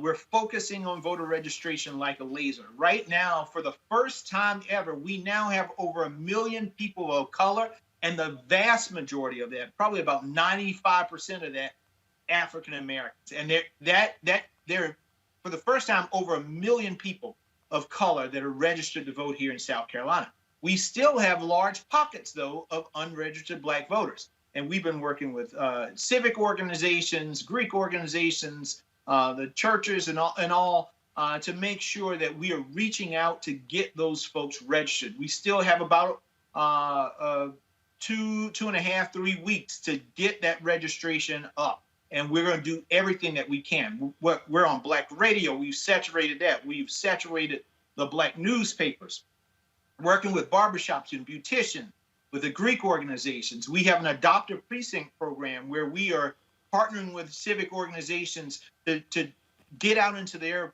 individual precincts in their communities. So we are taking a very, very aggressive approach to reach African American voters here in South Carolina, to get them educated and to the polls. Questions from my panel. I'll first start with Joseph Pinion. Joseph? Hey, how are you? Well, obviously, thanks so much for joining us. I want to talk to you a little bit about, obviously, the issues that you're talking about in this campaign.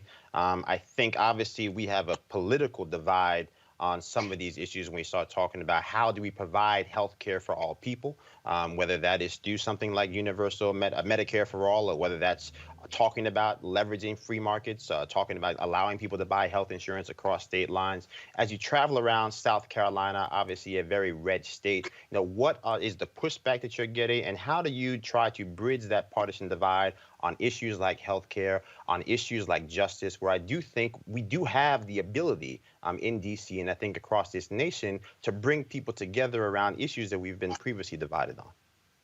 Oh, Joseph, a fantastic question, man. Listen, when I first started this race, I told people this. In the end of the day, this is not about Democrats versus Republicans, progressives versus conservatives, left versus right. It's about doing what's right versus what's wrong. And ultimately, we have communities here in South Carolina. South Carolina is one of 12 states where we did not expand Medicaid through the Affordable Care Act.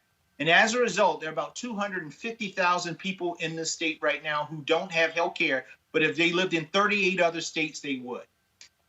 We've had 4 of our rural hospitals that have closed over the past few years. And if you live in those communities, it doesn't matter if you vote for me or Lindsey Graham, you vote for Joe Biden or Donald Trump, but if you have a heart attack or a stroke or complications with diabetes, and now it takes you, instead of 10 minutes to go to the hospital, it takes you 25 or 35 or 45 minutes. That's a death sentence. And again, it doesn't matter whether you have a D or an R behind your name. That's just the reality of the situation. And so what I am doing on this race is not talking about, you know, which is the fancy bill in Washington, D.C. that one party is supporting over other. I'm saying, how do we keep our rural hospitals open? How do we make sure that you know, just a few years ago here in South Carolina, 14 of our 46 counties had no OBGYNs. Think about that. You are in a county and there is no OBGYN and you're having a baby. What do? What if you don't have the transportation to go to another county? These are the practical bread and butter issues that people, Democrats, Republicans, and independents are dealing with. And we've had a senator who's been in Washington for 25 years, and he hadn't done a thing about it. And so that's what I'm focused on. And by focusing on that, that's why we're making the traction right now with Democrats, Republicans, and independents. And that's why Lindsey Graham's unhinged at this point in time. Mustafa. Jaime, good to see you. Good I know brother. that you too, brother. You know, there's a small percentage of African American men who sometimes will vote Republican, and many times they say it's about jobs. Can you talk about how the new clean economy and other jobs are a part of the message that you're bringing? Yeah, well, and that's a huge component for what we are trying to build with our rural plan. But let's back up even before my rural plan. Let's look at the COVID situation that we're in right now. South Carolina is 50th in the nation in terms of PPP dollars for small businesses. That's, you know, Lindsey likes to talk all the time about his relationship with the president. But I'm like, dude, if all you can do is get South Carolina to be the very last state in terms of money going to our small businesses, you need to upgrade your relationship, because we need something out of that relationship that we currently aren't getting. And when you drill down even further, 90% of Black businesses, small businesses in South Carolina, were locked out of getting any of those PPP dollars coming out of that program. We have to do better. And so what we're seeing is Black barbershops and beauticians and restaurants and small stores all closing, and they can't reopen because they don't have the access to capital. They don't have the relationships with the big banks. And so we got to do better. And part of my rural plan is to do that, to make sure that we create access to capital so that these businesses, if you have an idea, you have the drive, you just don't know the know-how and the technical know-how or have the access to the capital, we are setting up a program that will allow you to do that, partnering through the historically Black colleges and universities to provide you with that technical assistance so that you can grow those opportunities. We're also setting up apprenticeship programs because we have all of these large corporations here. You have Michelin, you have Boeing and Volvo and all of these other things. Well, none of the African Americans in these communities that are surrounding these companies are actually a part of that pipeline going into those companies. So we're creating partnerships with the high schools in those communities so that there's a direct pipeline to get some of these young kids into those large corporations so that they can have good paying jobs to take care of themselves and their families. And so we're doing a lot in our program to try to bring more opportunity so that we can see close that wealth gap that we see between different ethnic groups. Let's go to final question from Avis Jones-Weaver. Hello there. You know, running statewide for the U.S. Senate is never easy for any Black candidate. But running statewide as a Black candidate who's also a Democrat in a red state, that makes it even more difficult. Yet you are running a race that is for neck and neck, it seems, with Lindsey Graham, someone who has been in the Senate for God knows how long. That said, if you were to win, if you were to pull out a victory against, Donald Trump's right-hand man here, what would that say, not just for you and the strategies that you've put in place for your campaign, but what would that say for the future of Black politics and particularly for the future of Black politics in the South? Yeah. So I often, and we are going to win this race. As my grandma said, you got to claim it. We are going to win this race. And I have been saying from day one that this race is about closing the chapter on the old South and opening a brand new book called The New South, a new South that is bold, that is inclusive, that is diverse, where all of us are heard and our voices matter, right? That's really, really important. And so what I'm doing is I'm dispelling those myths that have been out there that, oh, Black folks can't, you can't run statewide because you can't raise any money, or you can't beat a long entrenched incumbent like Lindsey Graham. We saw what Stacey Abrams was able to do, how close she came, and she would be the governor right now had it not been for the suppressive efforts that took place in that state. And so what I've done is taken the lessons learned from Stacey's race, taken the lessons learned from Andrew and Beto's race, and applied that to our race. So we have built up a mechanism to make sure that we're going to fight back against any suppressive activities that we see. At the same time, I want you all to understand how important this is to our history and to this region as well. This seat that I am vying for was the seat of John C. Calhoun. This seat was the seat of a man called Pitchfork Ben Tillman, who would go to the floor of the United States Senate and talk about the joy of lynching of Black folks. This was the seat of Strom Thurmond. And currently, this is a seat that Lindsey Graham occupied. South Carolina, the very first state that seceded from the Union because of the issue of slavery, and let's call it like it is, will become, when I win this race on November 3rd, the very first state to have 2 African-American senators serving at the very same time. And so this seat is so important. It's important because it is the next chapter of how we evolve and move forward. And so that's why I ask everybody, if you want to be a part of this, you want to be a part of history, go to jamieharrison.com, be a part of our movement, volunteer, make phone calls, send postcards, make a contribution. All of those things are important because we can really close the chapter on the old and start a whole brand new chapter or a brand new book when we win on November 3rd. All right, Jaime Harrison, we certainly appreciate it, man. Thank you so very much for joining us. Thank you, Roland. Take care, bud. Good luck. All right, folks. Today, the Joe Biden campaign dropped their new ad targeting African Americans, specifically African American men. Here is that ad. We all know that we must fix our criminal justice system. Here is Joe Biden's plan to reform it. Ending mandatory minimum sentences, ending private prisons, and end cash bail. A real plan for real change. I believe my criminal justice reform package is as strong or stronger than anyone else, than anyone has proposed. We will create a system that's fair and just. And we can get there together. I'm Joe Biden, and I approve this message. I'm Joe Biden, and I approve this message. One word? Anxious. Anxious. Because we see what this president is currently doing. We've got 170,000 Americans dead because of COVID. There's this lack of trust. This country is starving for good leadership right now. Big thing that Joe Biden and Kamala Harris can do is just rebuild trust. I'm not going to agree with everything that anyone says. My wife will tell you that from the beginning. But who do I trust my children's future to? I trust Joe Biden more than anyone else. I'm Joe Biden, and I approve this message.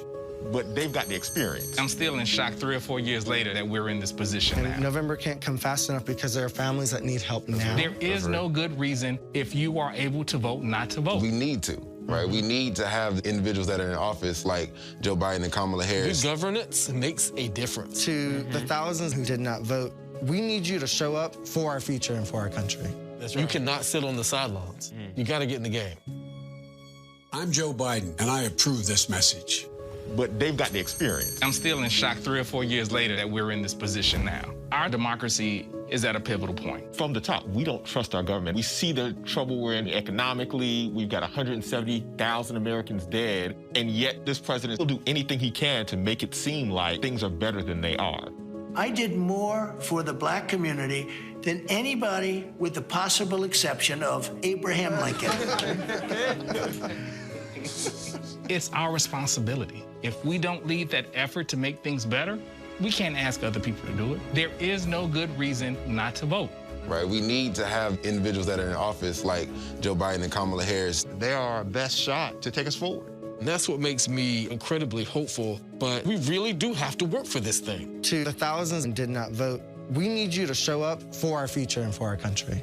You cannot sit on the sidelines. You got to get in the game.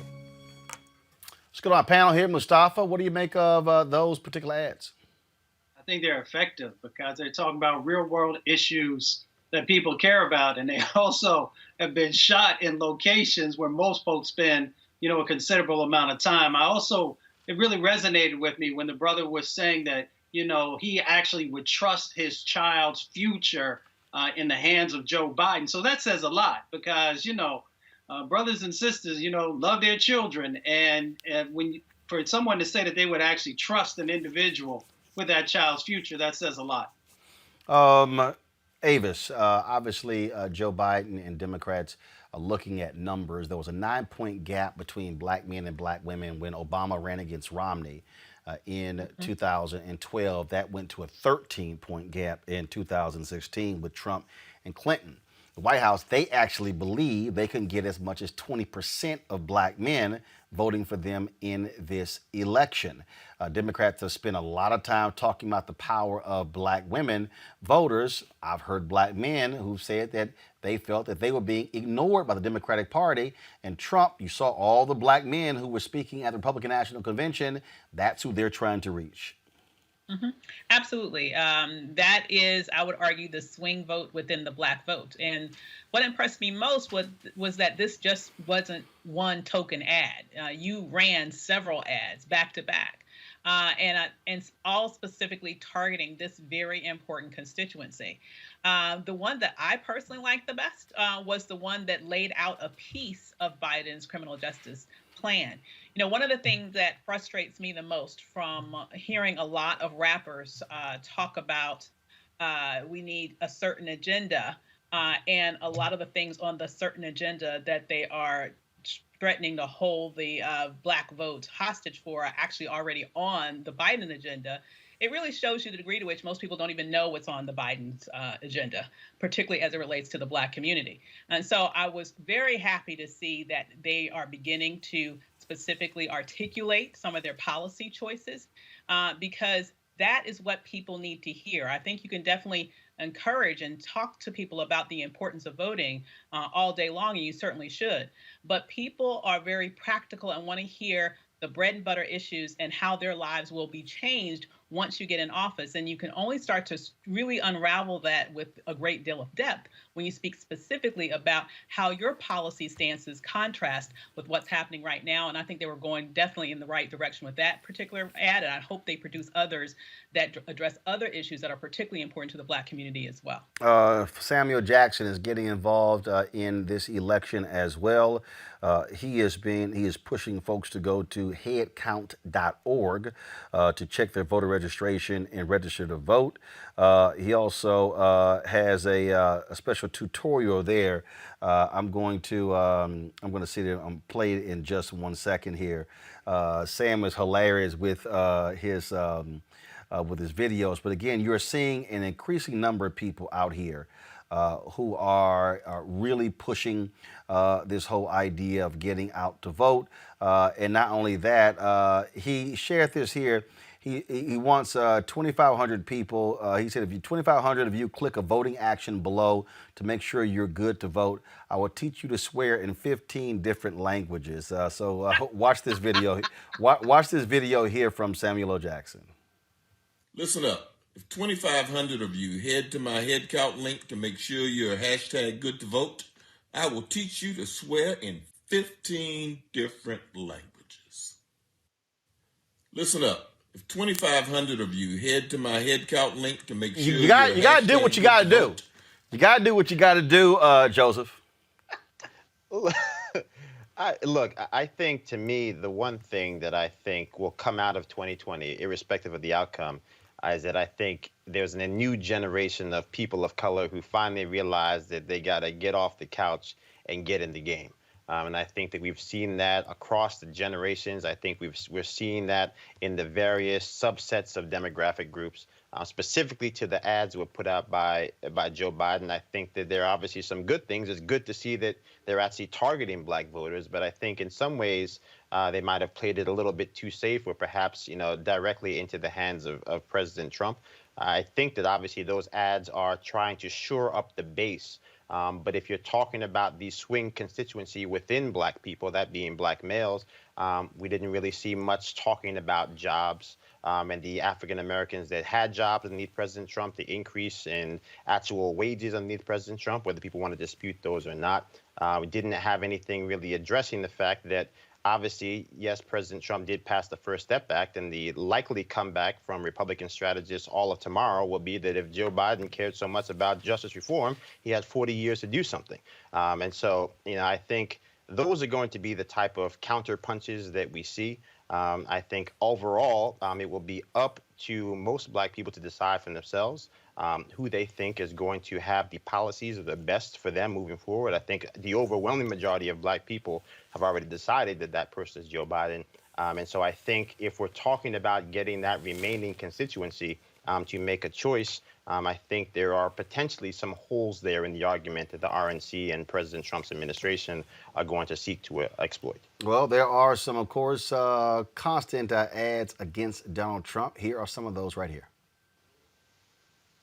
Just seems that the economy does better under the Democrats than the Republicans. Just seems that the economy does better under the Democrats than the Republicans. Just seems that the economy does better under the Democrats than the Republicans. Just seems that the economy does better under the Democrats than the Republicans. Just seems that the economy does better under the Democrats than the Republicans.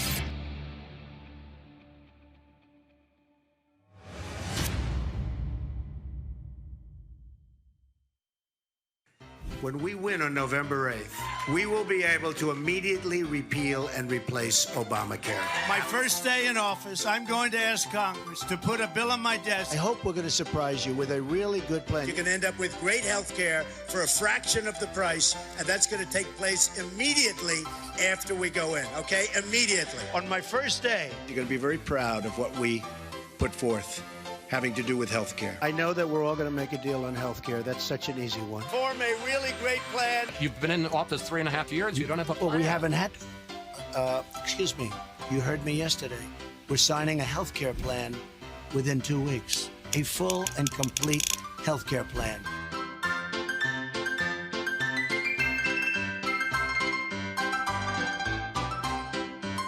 I've been saying this for a long time.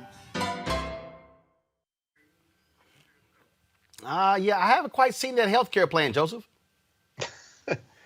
Look, there is not a health care plan coming. I think the reality was that, we said the Republicans had 8 years saying they were going to repeal and replace Obamacare.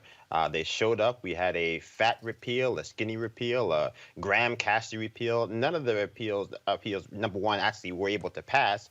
And two, none of them did what they actually said they were going to do, which was to cover people with pre-existing conditions and make sure that we were going to be able to lower the cost of care.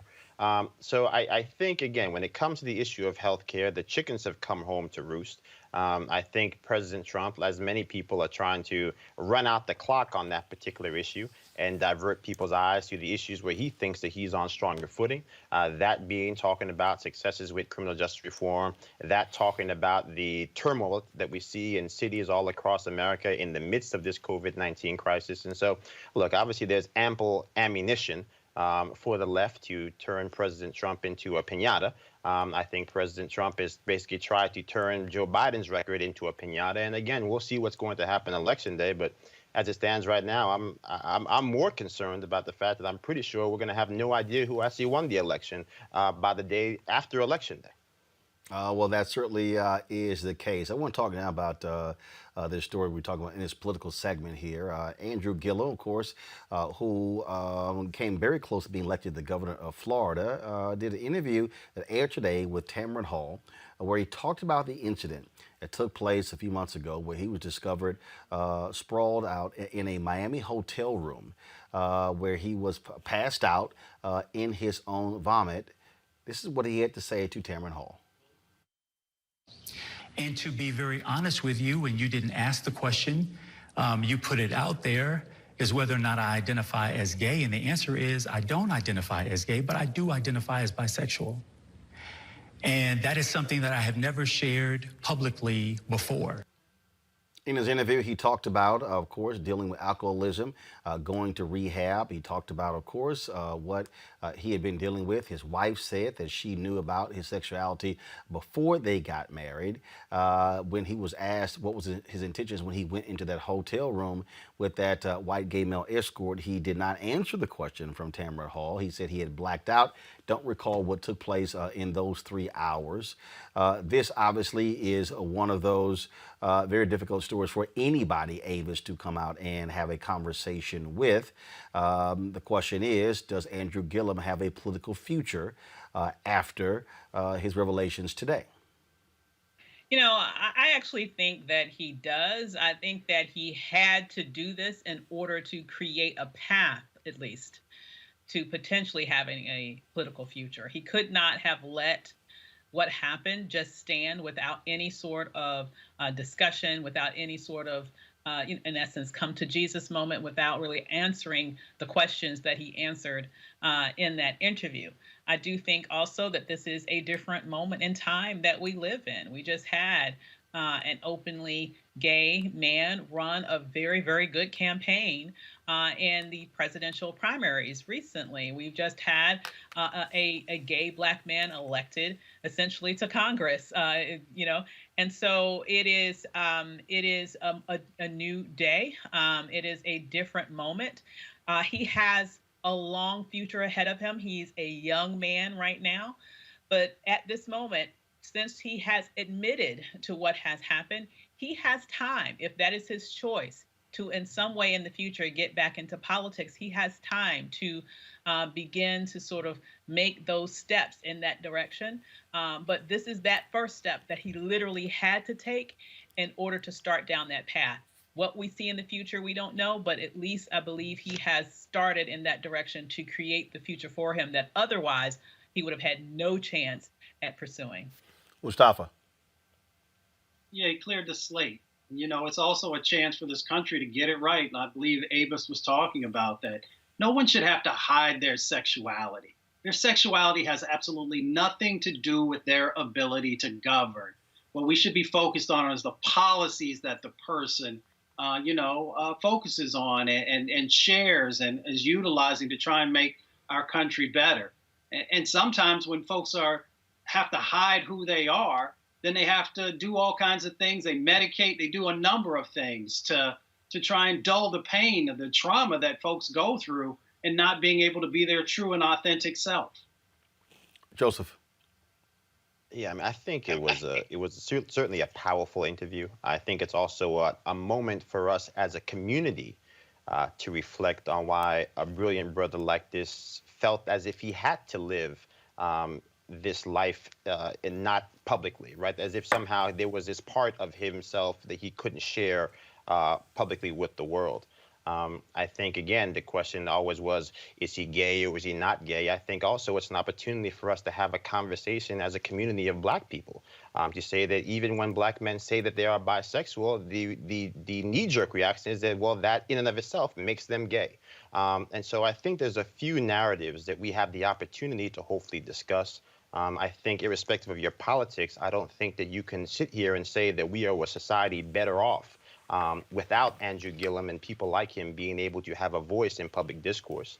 And so obviously I think he was able to talk about some of the things that were on the minds of so many people, right? The fact of did his wife know, all of these other aspects that in many ways were more troubling to many of the millions of people who supported him than actually the act itself or his actual sexuality, which I think a great majority of people are really disinterested in and really just want to see somebody who they love, who they have a great deal of respect for, number one, getting the help that they need, but also number two, being able to live out their truth.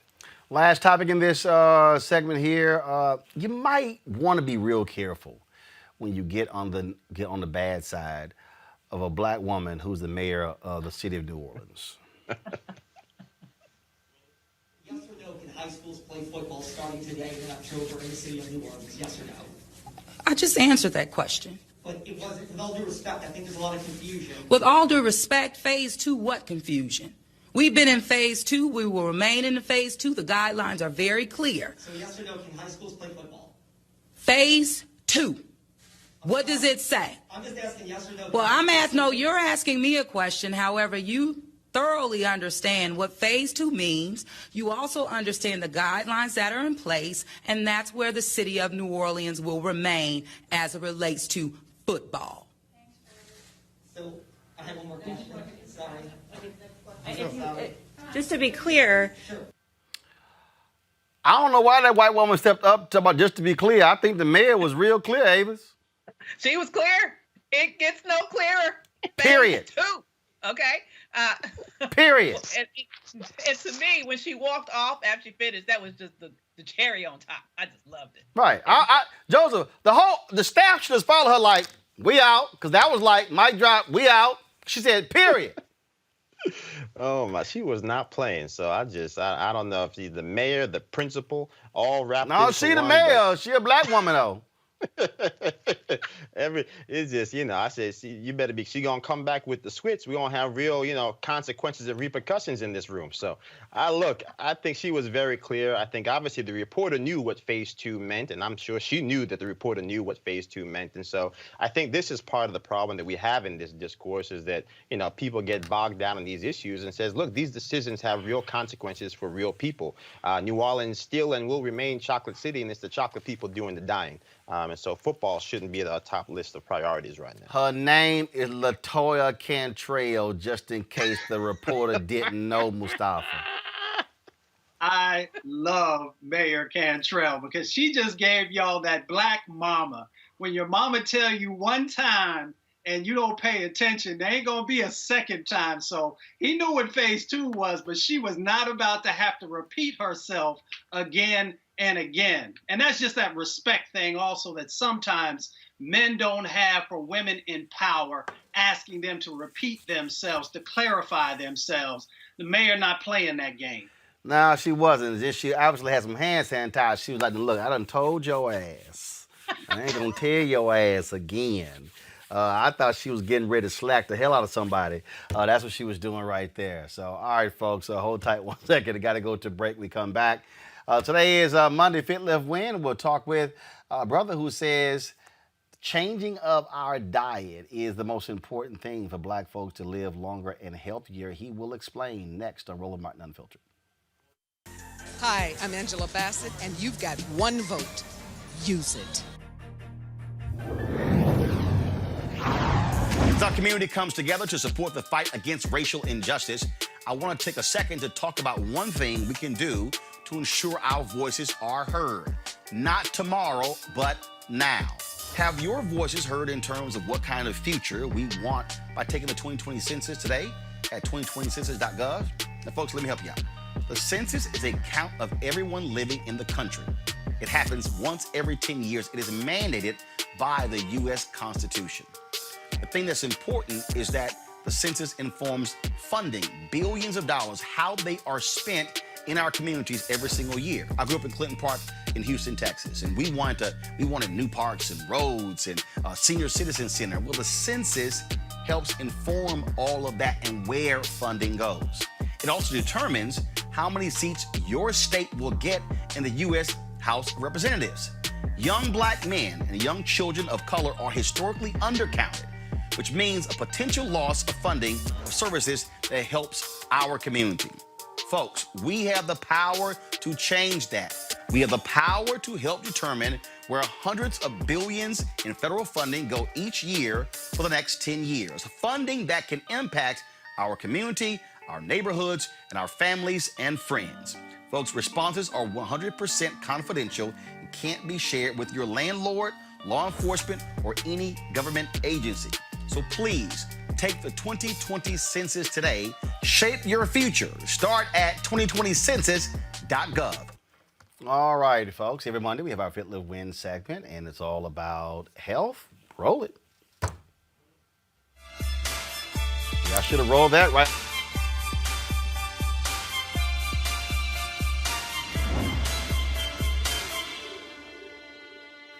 All right, folks, we've had numerous folks on the show, and they say, look, you can do all the exercising you want, but 80% of you losing weight and staying healthy is all tied to your diet. My next guest calls himself the Minister of Wellness, Nathaniel Jordan. He joins us right now. Nathaniel, how you doing? I'm doing good, Brother Roland. Always a pleasure to be on with you. All right, so let's talk about this. So first of all, your background. I mean, so are you a medical professional, or are you someone who has really spent time studying this on your own? So when you say Minister of Wellness, where does the title come from? Well, the title came from me not only losing 100 pounds and reversing heart disease, through an extensive education, but also during the time when I learned the truth about the connection between what we eat and disease. My father, the pastor Eddie Jordan Jr., he died after suffering 9 strokes and passed away at the age of 66. So I absolutely believe that my title, the Minister of Wellness, was given to me by God himself. But I have studied extensively. I continue to study, and I have been blessed with the help of being on platforms such as yours and working with others around the world, where I've been able to duplicate my success in arguably thousands of people from around the world. So let's talk about that. So what, look, there are many of us out here, struggle to lose weight, struggle to keep it off. Folks want to drop 10, 20, 30, 40, 50, 60 pounds. You say you lost 100 pounds. And so what does that look like? What does it require? What should we be eating, not eating? Well, what it requires is an extensive knowledge about food addiction. It all comes down to the fact that we are addicted to what causes chronic disease. The CDC said that 94% of coronavirus deaths have attached comorbidities, underlying conditions. Well, I've helped many people overcome those underlying conditions. That should be the focus. It should be the root cause. The pandemic should be leading us to get healthier. We're too overweight and we're too sick. So the question that you asked is, well, what are we eating? Well, that's a loaded question, brother, because unfortunately it's everything. Everything about the standard American diet is deadly. It causes disease. It puts us on many times prescription drugs that have known numerous side effects, and we lose control over our health, and we're not able to enjoy the fruits of our hard-earned labor. So how we should be eating is we have to get back in touch with the fact that we must eat foods that will nourish us, foods that will break down body fat, food that will help us to stay lean and healthy. And here's the catch, Brother Roland. Those foods we've lost a taste for is what we call rabbit food. Those are the foods that grow in a garden, the medicine foods that grow straight from the earth, or as I say, the medicine foods of God. That's how we should be eating, a nutrient-dense, plant-rich eating style. We have to get rid of the food addiction so we can learn to enjoy the taste of eating to live. And I'm a living witness that it can be done. And so what are those foods? What are those? Name them. Okay, here's the acronym for the foods to eat to live. I have people memorize this acronym: G-BOMBs: greens, beans, onions, mushrooms, berries, and seeds.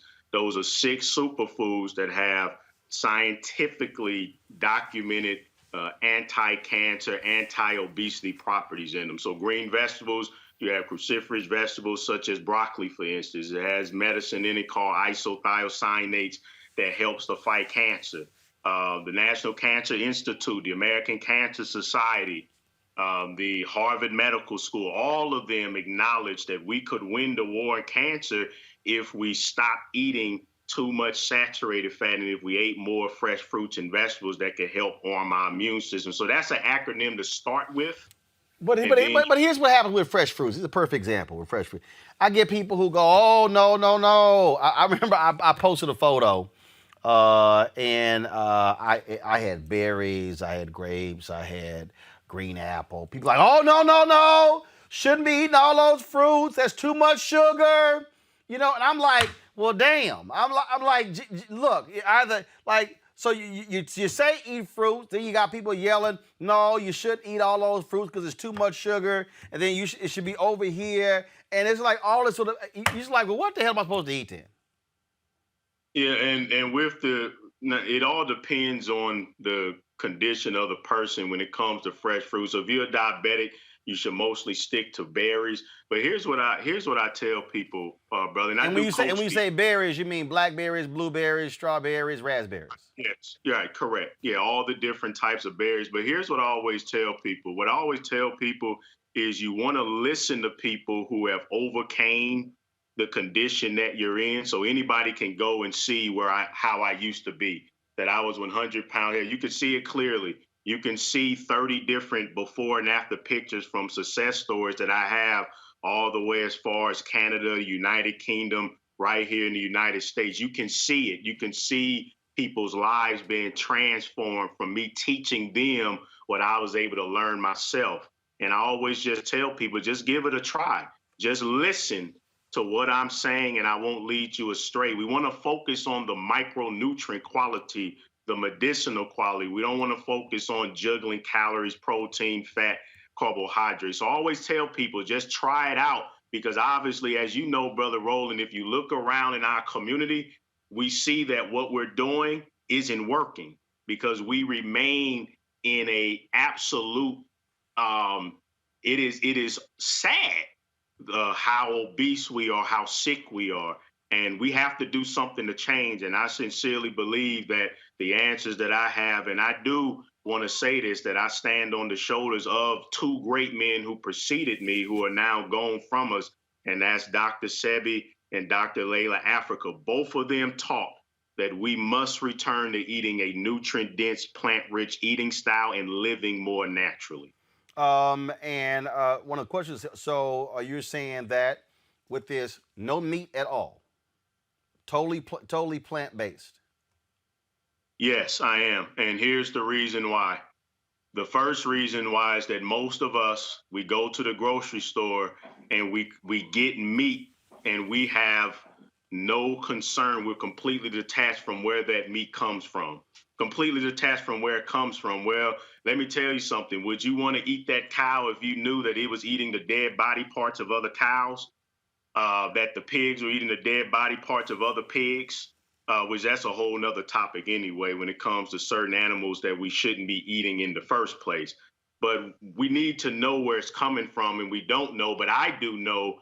And those conditions, these factory farms, again, I strongly still believe that a lot of infectious disease outbreaks are being birthed in these disgusting factory farms. So I'm 100% against supporting an industry that tortures and brutalizes the animals that we get our meat. I sincerely believe that suffering that they go through, and that torture and that disease state that they're in, I don't believe that. I believe it's a mistake for us not to think that when we consume the flesh from such a monstrosity, that it won't come back on us. But if you do find organic grass-fed animal and you want to eat the flesh, the question I'm going to ask you is, how is eating meat going to help you lose weight? How is it going to help you reverse disease, diabetes, these underlying conditions that's making us all so terrified of coronavirus?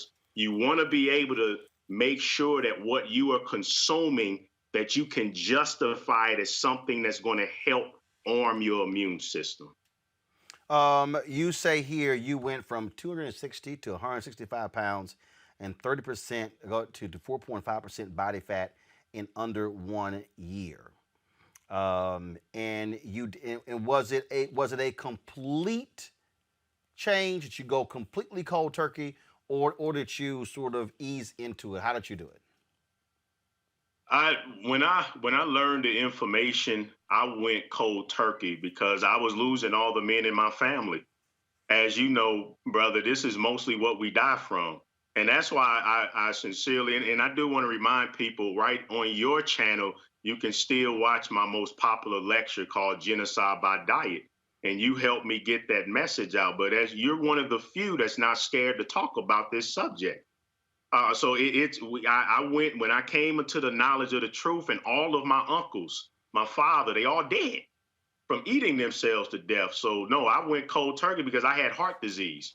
Already in my 20s, I was on that path of being one of those brothers that will probably be dead right now, because what most people don't know, we have Black people. That's an epidemic of our people dying and suffering from strokes and heart attacks in their 20s, 30s, and 40s. So no, when I came into the knowledge of truth, I went cold turkey. Now, I'm not going to sit here and make it seem like that I don't ever struggle. Of course there's a struggle. Food addiction is strong. We have a food system designed to hook people and to addict people. And this is a lifelong fight for me and for anybody. But I have the principles and I have the tools to help people to get off what I call the death train and to eat to live and enjoy eating to live for the rest of their lives. There's somebody watching right now, and they say, you know what, I'm hearing this. I want to start somewhere. In a moment, I'm going to go to my panel. Each one of them got a question. Where would you tell somebody to start right now? So even if they, let's say that they don't go cold turkey, where would you tell them to start this process?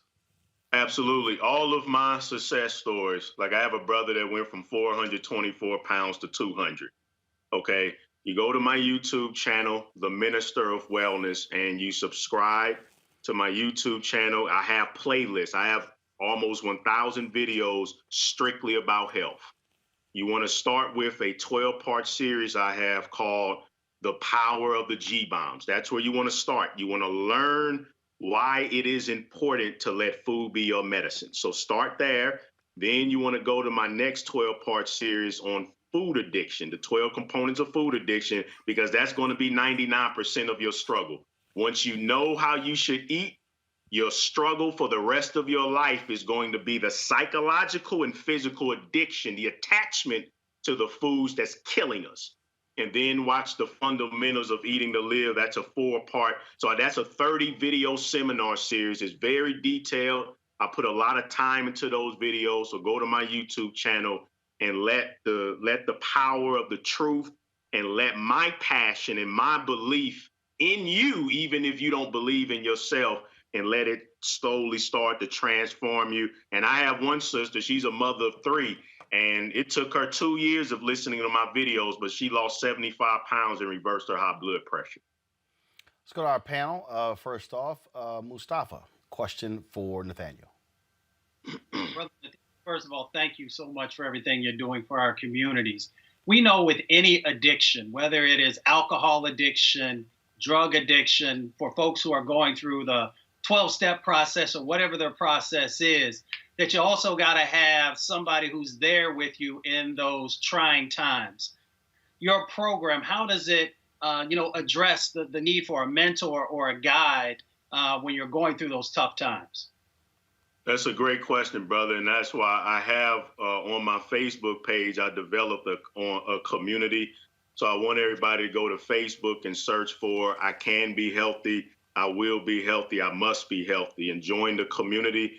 And on that community, I make it to where we strictly are supporting each other. We're not on there to argue about theology or politics or whatnot. We're strictly, I strictly keep my channel, my social media community is for one purpose only, for all of us to come together and to support each other in the most critical area of life. So that's why it's important to keep up with my communities and social media pages. So I've done my best to do that. I also send out daily recipes. You can register your email and become the community there. And I send out daily recipes. Friday, I do desserts and also other motivational material. So just the more you keep up with me and join the online communities, the better you can find a support system. And you can register your email by going to theministerofwellness.com. A pop-up box will appear, theministerofwellness.com. But yes, join the community. And of course, I do coach people one-on-one.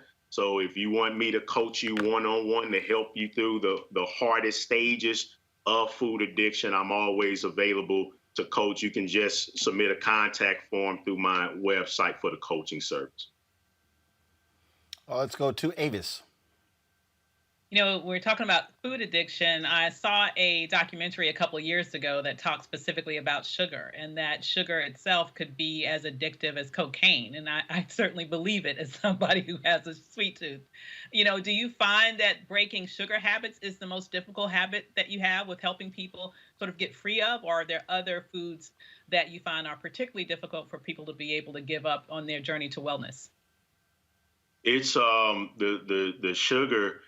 The sugar is definitely up there, and there's so many different types of them. The food industry, they have insidiously recreated, they've made it to where sugar is 1,000 times more potent than even natural sugar. So it's really more addicting than heroin or more addicting than meth.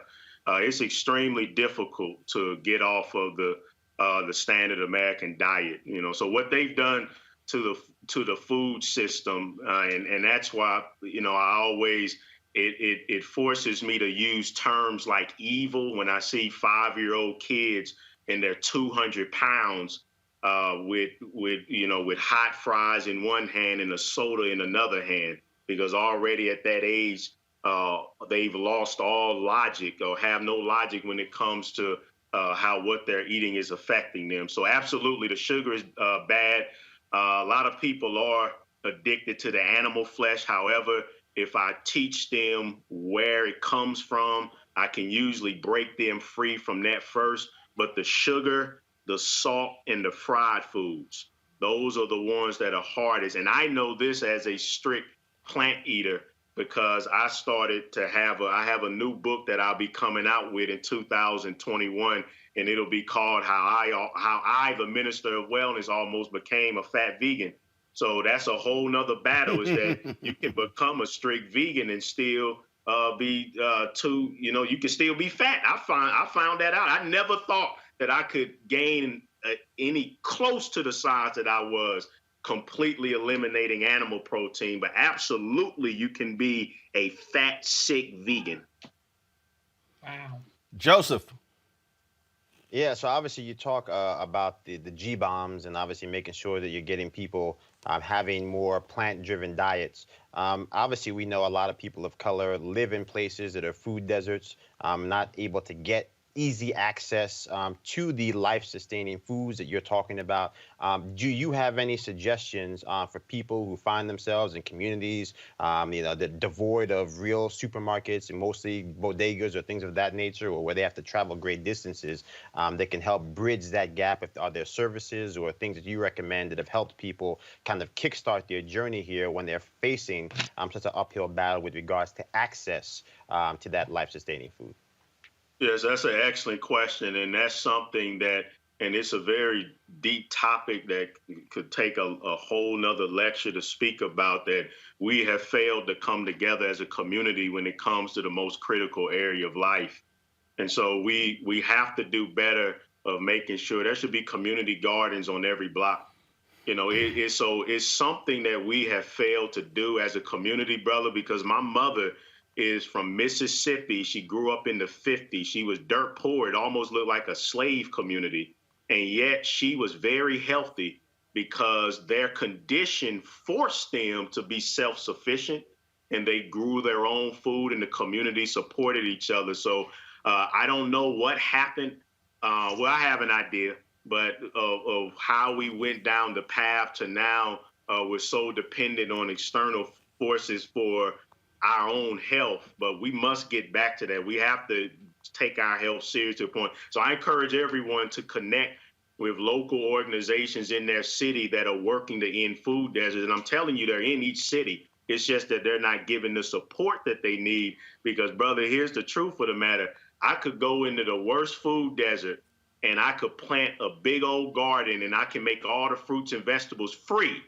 But the people are not going to come and eat it. They're going to walk right past it and go to McDoodle's because they're addicted to that. It's the addiction still. And it's a lack of knowledge. Like, why are you passing up this for life and going to your death? Well, that's where we have to address a lack of knowledge, and we have to still address the addiction.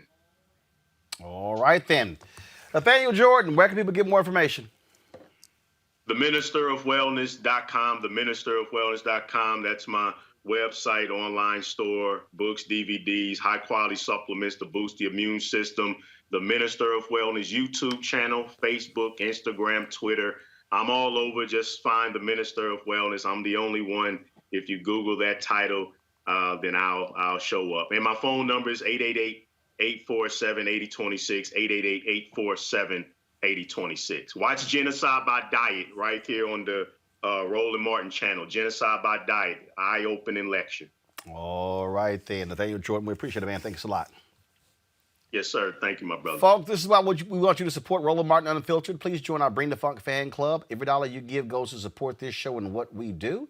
Of course, you can give via Cash App, $RM Unfiltered, paypal.me/R Martin Unfiltered, Venmo.com/RM Unfiltered. You can also send a money order to New Vision Media, NU Vision Media Inc., 1625 K Street Northwest, Suite 400, Washington, D.C., 2006. We have more than 12,000 folks in our Bring the Funk fan club. Our goal is to get 20,000 by the end of the year. And so if you're on YouTube watching right now, you can give right there on YouTube. Again, we're providing the kind of information that you're not going to find anywhere else. Certainly want to thank our guests today for being with us, among them Cori Bush as well as Jaime Harrison. Of course, good luck to Jaime Harrison trying to beat Lindsey Graham. Cori Bush will be sworn in after she wins, of course, in November, which is done deal. And so, looking forward to have more conversation tomorrow. We're going to talk about some of these viral videos, cops being fired for their treatment of African Americans. Folks, look forward to that. Hey, don't forget, go to vote.org, 49 days until Election Day. Early voting starting soon in many places. And so we want you to be sure to get registered. Look, hashtag fire Trump in November, because that man is stuck on stupid. I'll see you guys tomorrow. I want to thank Avis, I want to thank Joseph as well as Mustafa for being on the panel today. Folks, thanks a bunch. Yes, I'm representing Alphas. Mustafa, you know what's up. A voteless people is a hopeless people shirt. So as we rocking today, we got to be sure to vote. All right, folks, holla at y'all later. Holla!